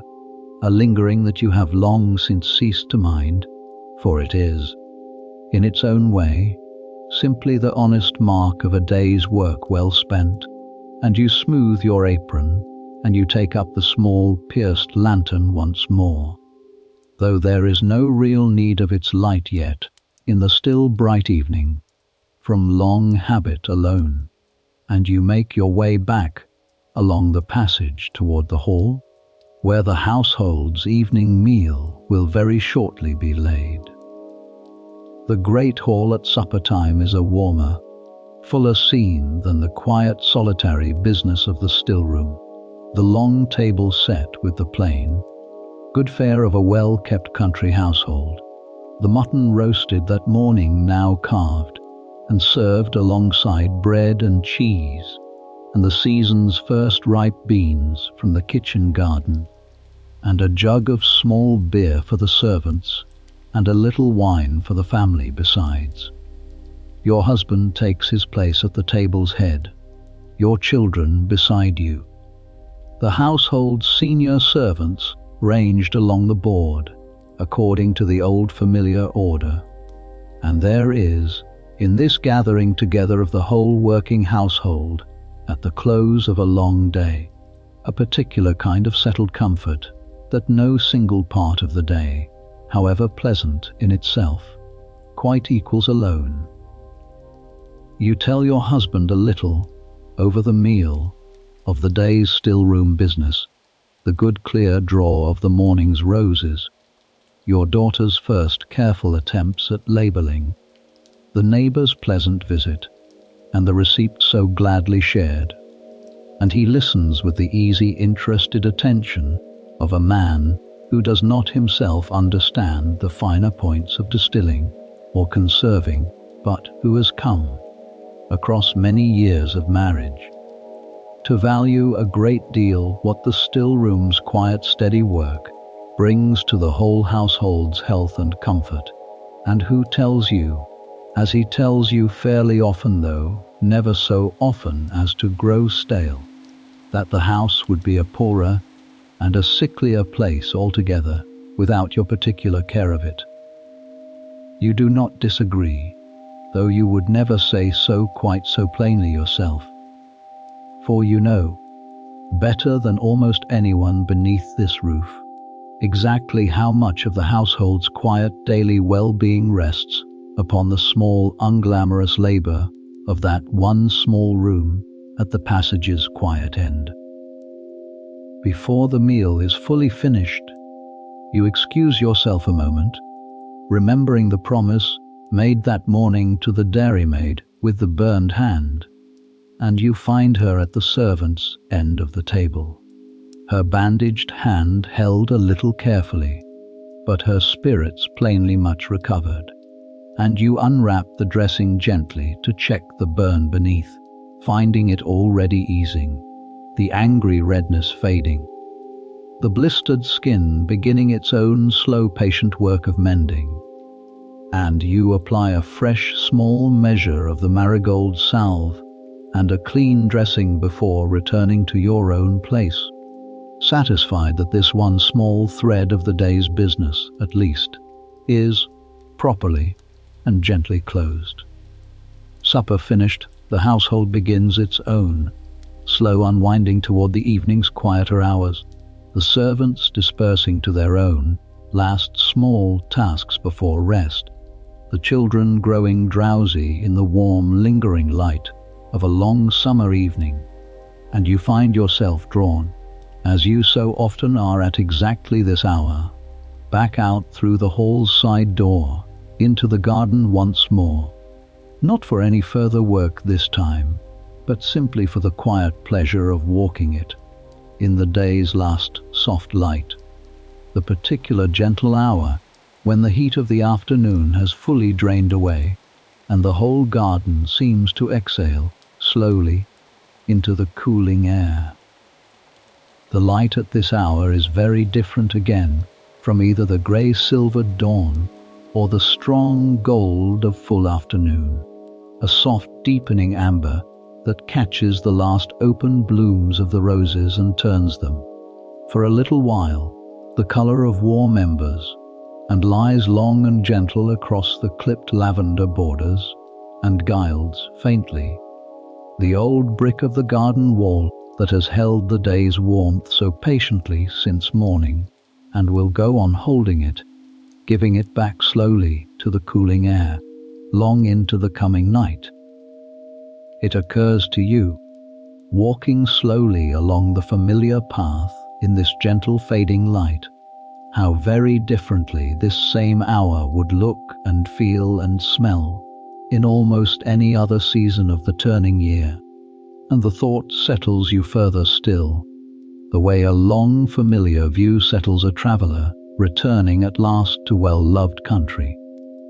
In deep winter, this same evening walk would find the garden bare and brown and silent, the beds cut back and mulched against the frost, the still standing cold and unused for weeks together, the still room's whole daily rhythm slowed to something quieter and more inward, mending tools, sorting dried stores, reading and rereading the receipt book by firelight rather than filling its pages with fresh ink. In early spring, this same walk would find the garden just beginning to stir, the first violets and primroses answering the lengthening light, the still woken again for its first cautious work of the year, small batches only, testing the new season's first tender growth. In high autumn, the walk would carry the heavier, muskier scent of the year's last great harvest, apples and quinces and the dark ripe fruit gathered for conserve before the frosts claimed them, the whole stillroom filled, for a few short intense weeks, with a bustle nearly as busy as this summer day's own, though carrying within it, always, the particular urgency of a season closing rather than a season merely unfolding. Each of these separate seasonal rhythms, so different from one another in their particular sights and smells and tasks, nonetheless share the same underlying shape, the same patient turning from gathering to keeping, from raw abundance to careful preserved store. And you have come, across your years of keeping this room, through so many complete turnings of the year, to find a deep and settled comfort in that underlying sameness, the sense that whatever the particular weather or the particular harvest any single season brings, the stillroom's own quiet purpose, the patient turning of a passing thing into a lasting one, remains itself entirely unchanging, season after season, generation after generation, exactly as constant and exactly as reliable as the old worn sundial standing quietly at the center of the garden's 4 square beds, marking the same patient hours it has marked since your grandmother's own girlhood, and will go on marking, you feel certain, long after your own girlhood has itself become nothing more than another quiet entry in some future keeper's fond and grateful memory. The bees are gone now, returned to their hives for the night's rest, and in their place the first moths have begun to appear, pale soft shapes drifting silently above the evening stalks planted along the border's edge for exactly this purpose, their sweet heavy fragrance rising strongest, as it always does, only once the sun has properly gone. The swallows that have nested, as they nest every summer, beneath the eaves of the stable block wheel low, and quick above the walled garden in these last minutes of proper light, feeding on whatever small insects the warm evening air still holds aloft, their thin bright calls the very last true birdsong of the day before even they, before very long, will settle to their own night's rest. The household's old grey cat, who has spent the whole warm afternoon dozing along the sun-warmed top of the garden wall, exactly where the gardener found her hours before, stretches now unhurried, and drops down into the bed of catmint kept, half deliberately, half by pure inherited habit, at the garden's sunniest corner for her own particular pleasure, and regards you a moment with the calm proprietary interest of a creature who considers this whole garden very largely her own private domain, tolerating your presence in it, this evening as every evening, with no more than mild feline condescension. Somewhere beyond the wall, the household's dog, an old patient creature who has spent the day, as he spends most days, trailing hopefully after whichever child seemed most likely to produce a game or a scrap of bread, gives a single low contented bark, the sound of a good day properly finished, and falls quiet again. You walk the same narrow gravel path you walked before dawn this same long day, past the sage and the rosemary and the tansy kept carefully at its distance, past the roses now standing a little thinner for the morning's cutting, but no less lovely for it, and you find yourself thinking, as you so often think at this particular closing hour, of the whole long quiet circle the day has traced, dew gathered before light, water drawn by fire, remedy given at the door, bread eaten in a warm kitchen, weed pulled and lavender cut, and receipt shared, and fever tended and bottle labelled, each small task following the one before it in an order so familiar, and yet, somehow, on a truly beautiful evening such as this one, never once growing stale with all its familiar repeating, Your daughter finds you there among the roses, sent out by her nurse to say her goodnights before bed. And you walk the last little stretch of the garden together, her small hand in yours, and she asks you, as she often asks at this drowsy hour, to tell her once more the story of the still room, how your own mother kept it before you, and her mother before that, a story she has heard perhaps 100 times and asks for still each time, as though it were entirely new. You tell it again, gladly, the same soft familiar telling, and you feel walking slowly beside her through the deepening evening light. The same quiet certainty you have felt many times before, that this small hand now held in yours will, one distant day,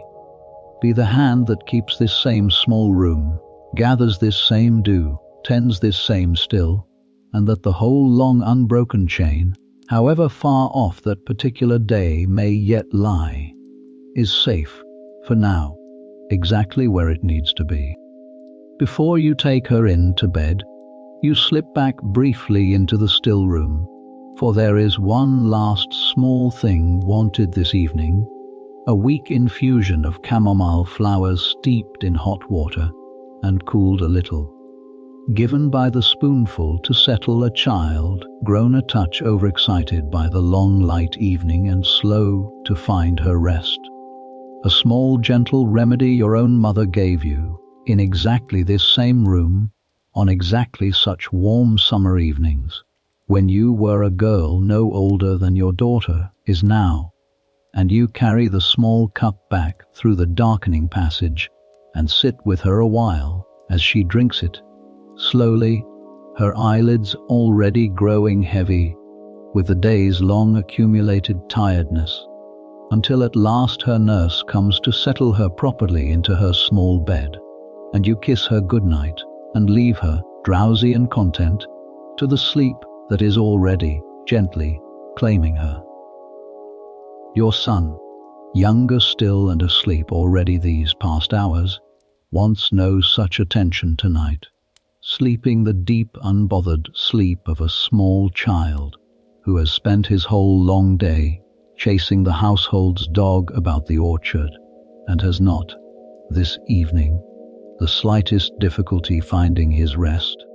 And you pause only a moment at his small doorway, listening to the slow, even sound of his breathing, before continuing on, at last, back toward the still room, where one final small task of the long day still remains to be done before you, too, may properly rest. The passage is dim now, the last of the evening light fading fast beyond the small high windows, and you carry your lantern once more, its small warm flame steady and familiar, down toward the low oak door at the passage's quiet end. The house around you has settled, by this hour, into its own particular evening hush,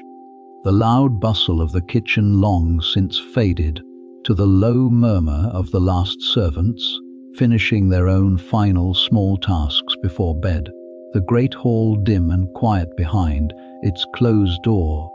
the whole wide house drawing in upon itself, room by room, the way it does every single evening of the turning year, gathering its long day's work slowly in, ready to be set down and rested from, until the dawn calls it all to life again. You unlock the still room door for what will be the last time this day, and you step inside, and you set the lantern down upon the long scrubbed table, and you look about you a final time at the room your whole long day has passed through, filled it, and now at its close returns to. The shelves stand fuller this evening than they stood this morning. The new bottles of rose water and lavender water and mint water taking their places among the old. The fresh pots of conserve and syrup and salves settled upon their proper places, each one labelled, each one sealed, each one waiting now, patiently, for whatever season and whatever small need will one day call it down again from its quiet shelf. You move slowly about the room, checking, as you check every single evening before you leave it, that all is properly in order, that the still stands cold and clean and empty, its fire long since fully out and swept, that the mortar has been wiped, and the pestle returned to its hook, that no stray candle has been left burning carelessly near the dried bundles of herb hanging from the low beams overhead, for a stillroom fire, however small its beginning, could spread through so much dry, fragrant material with terrible swiftness. And you have never once, in all your years of keeping this room, allowed yourself to grow careless of that particular danger. You check the shutter at the small window and draw it closed against the coming night's chill, and against whatever small creature might otherwise be tempted in by the room's rich lingering smells. You check the lock upon the cupboard where the strongest and most dangerous preparations are kept, the hemlock ointment and the concentrated tinctures not meant for any careless hand. And you find it, as you always find it, securely fastened. Last of all, you take up the receipt book from its slanted stand, and you open it by the small steady light of the lantern to the last written page, your own hand, still growing surer with every season, and you add, in a few brief careful lines, the day's small new knowledge, a note on the particular clearness of this year's rose water, drawn perhaps a shade finer than last year's, for the extra care taken in the choosing of the blooms. A small private thought that a touch less sugar might yet improve the walnut cordial when its season comes round again in autumn, the kind of small quiet addition that this book has been gathering, page by patient page, hand by patient hand, for 3 long generations now, and will go on gathering, you feel certain, standing here in the lantern's small warm circle of light, for a great many generations yet to come. You close the book gently and return it to its stand, and you rest your hand upon its worn leather cover one final time, as you rested it there this same morning before the day's work began, and you feel in this quiet closing moment the same deep settled peace you have felt at the end of very nearly every working day you have spent in this small room, the peace of a day's honest labor properly finished, a peace that asks nothing further of you now but rest. You take up the lantern once more, and you look about the darkening room a final slow moment, the shelves of glass and pewter catching, faintly, the lantern's small warm light, the bundles of drying herb hanging still and silent overhead,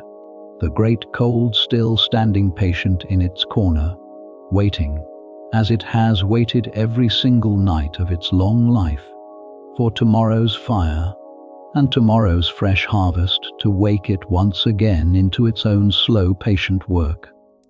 And then you step back out through the low oak door, and you draw it close behind you, and you turn the old key in the old lock, and you hear one final time this day the same low, patient, grinding sound that greeted you before the dawn, and the still room is dark, now, and locked, and resting, exactly as it will rest through the whole long quiet night, until your own hand, or your daughter's hand, or some other patient hand, not yet fully grown into its own quiet skill, opens it again at some dawn not too far distant. You make your way back along the dark, quiet passage, the small lantern swinging its warm circle of light gently ahead of you, past the sleeping kitchen, where only the faint red glow of the banked fire remains, past the closed door of the great hall, up the narrow back stair, whose worn old boards you know, so well beneath your feet that you scarcely need the lantern's light to guide you at all, and into the small chamber where your husband already lies half asleep, the last candle by the bed burnt low, waiting only for your own return before it, too, is finally snuffed. You set the lantern down and blow it gently out, and you slip beneath the good wool blanket beside him, and for a little while, before sleep properly claims either of you, you talk quietly together of the day just past, small unhurried talk of small ordinary things, the young carter fully mended now and back among his horses, the good clear draw of this year's rose water, your daughter's small proud triumph over her first crooked label, the neighbour's pleasant visit, and the receipt so freely shared. It is the same small quiet talk that closes very nearly every evening of your long married life, and there is a great comfort in its very sameness, the sense of a day properly lived and properly, gently, laid to rest before the next one begins. Your husband's breathing slows and deepens beside you before very long, sleep claiming him first, as it very often does, and you lie a while longer in the soft dark, listening to it, and to the deep settled quiet of the sleeping house all around you, and to the very faint far sound, carried somehow even through the thick old walls, of the last small stir of the garden beyond the still room's shuttered window, settling, as you yourself are settling, into the long quiet rest of a summer night. And it is here, in this soft settling dark, with the whole long day now folded gently behind you, that you might let your own thoughts, too, begin to drift, and to soften, and to slow. If your eyes have grown heavy by now, that is exactly the point, and you may let them close. There is nothing left tonight that asks anything further of you. The still room is locked and resting and safe. The waters stand clear and cool and sealed upon their shelves, gathering their own quiet virtue in the dark. The conserves are sweet and settled in their small covered pots. The salves have firmed and cooled beneath the window's shuttered glass. The garden lies quiet beyond the wall, its roses closed for the night,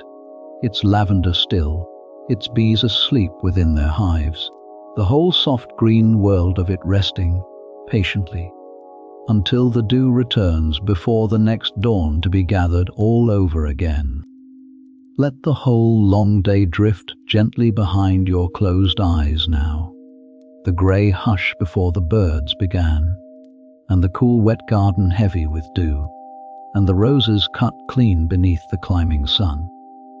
and the great copper still murmuring its slow patient song upon the hearth,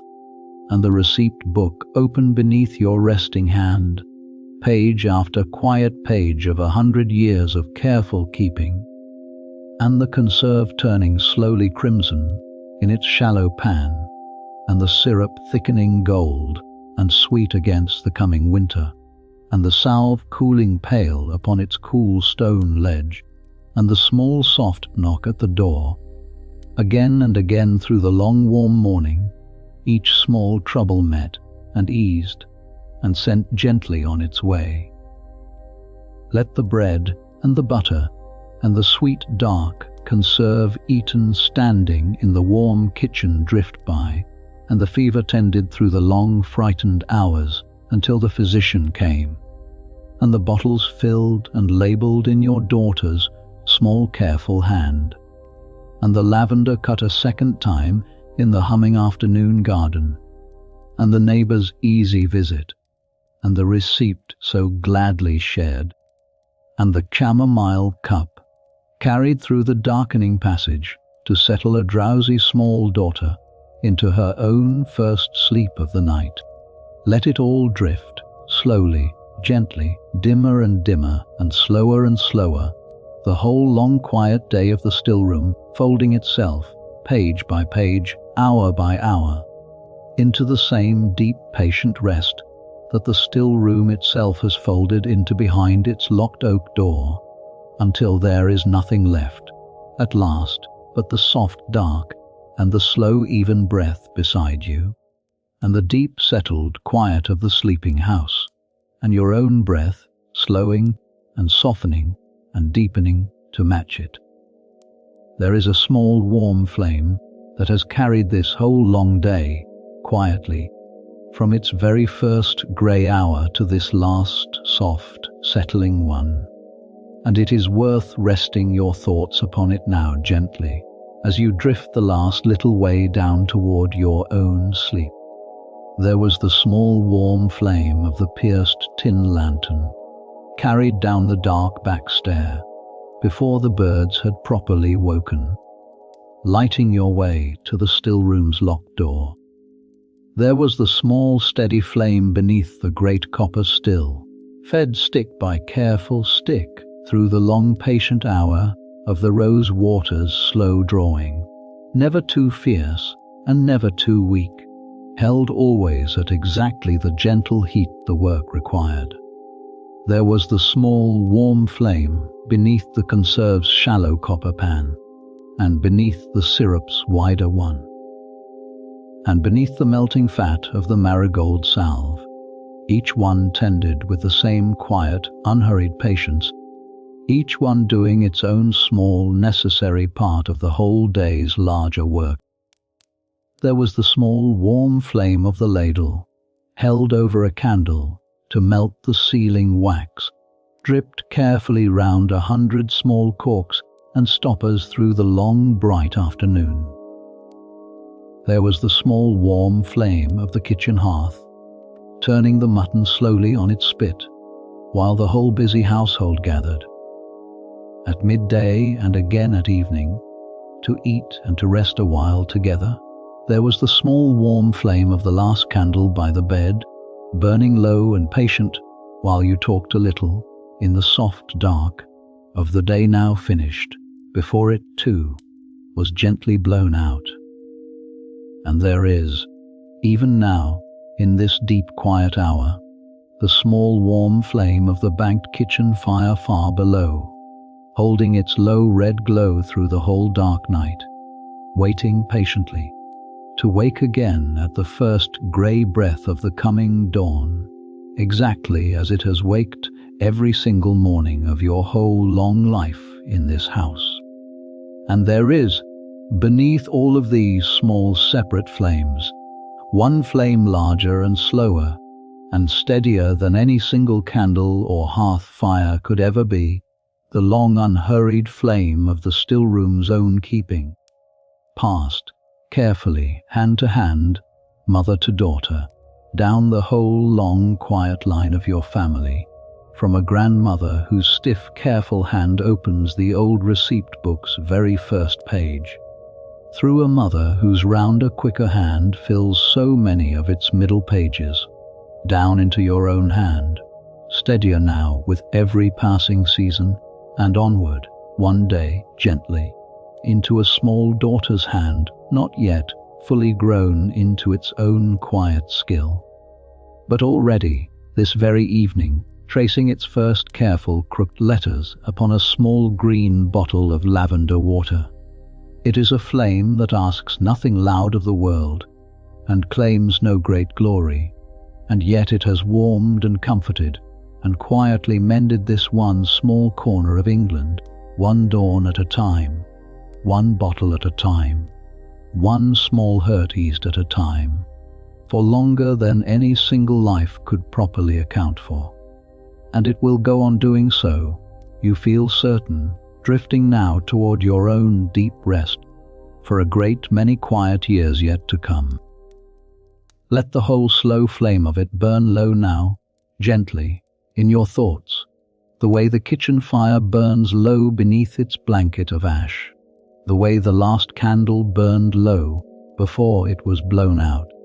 the way the whole long summer day itself has burned low slowly, hour by patient hour, from its first grey breath, before the birds to this last soft settled dark.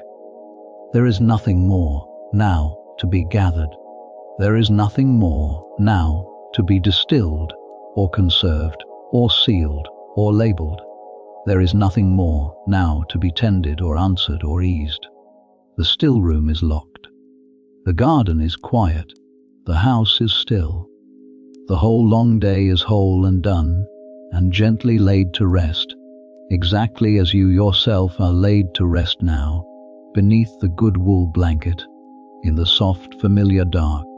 beside the slow, even breath of the one who has shared this house, and this life,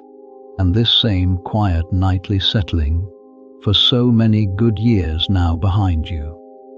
Let the breath come slower now. Let the shoulders soften fully into the bed beneath you. Let the whole weight of the day, the dew and the roses and the copper still, and the receipt book and the conserve and the syrup and the salve and the small knock at the door and the fever tended and the bottle labelled and the lavender cut a second time and the neighbour's visit and the chamomile cup and the goodnight kiss. Let all of it settle now, gently, into the soft dark behind your closing eyes, dimmer and further, the way the garden itself grows dimmer and further beyond the shuttered window, the way the whole waking day grows dimmer and further with every slow soft breath that carries you down and down and down into the deep patient welcome of sleep.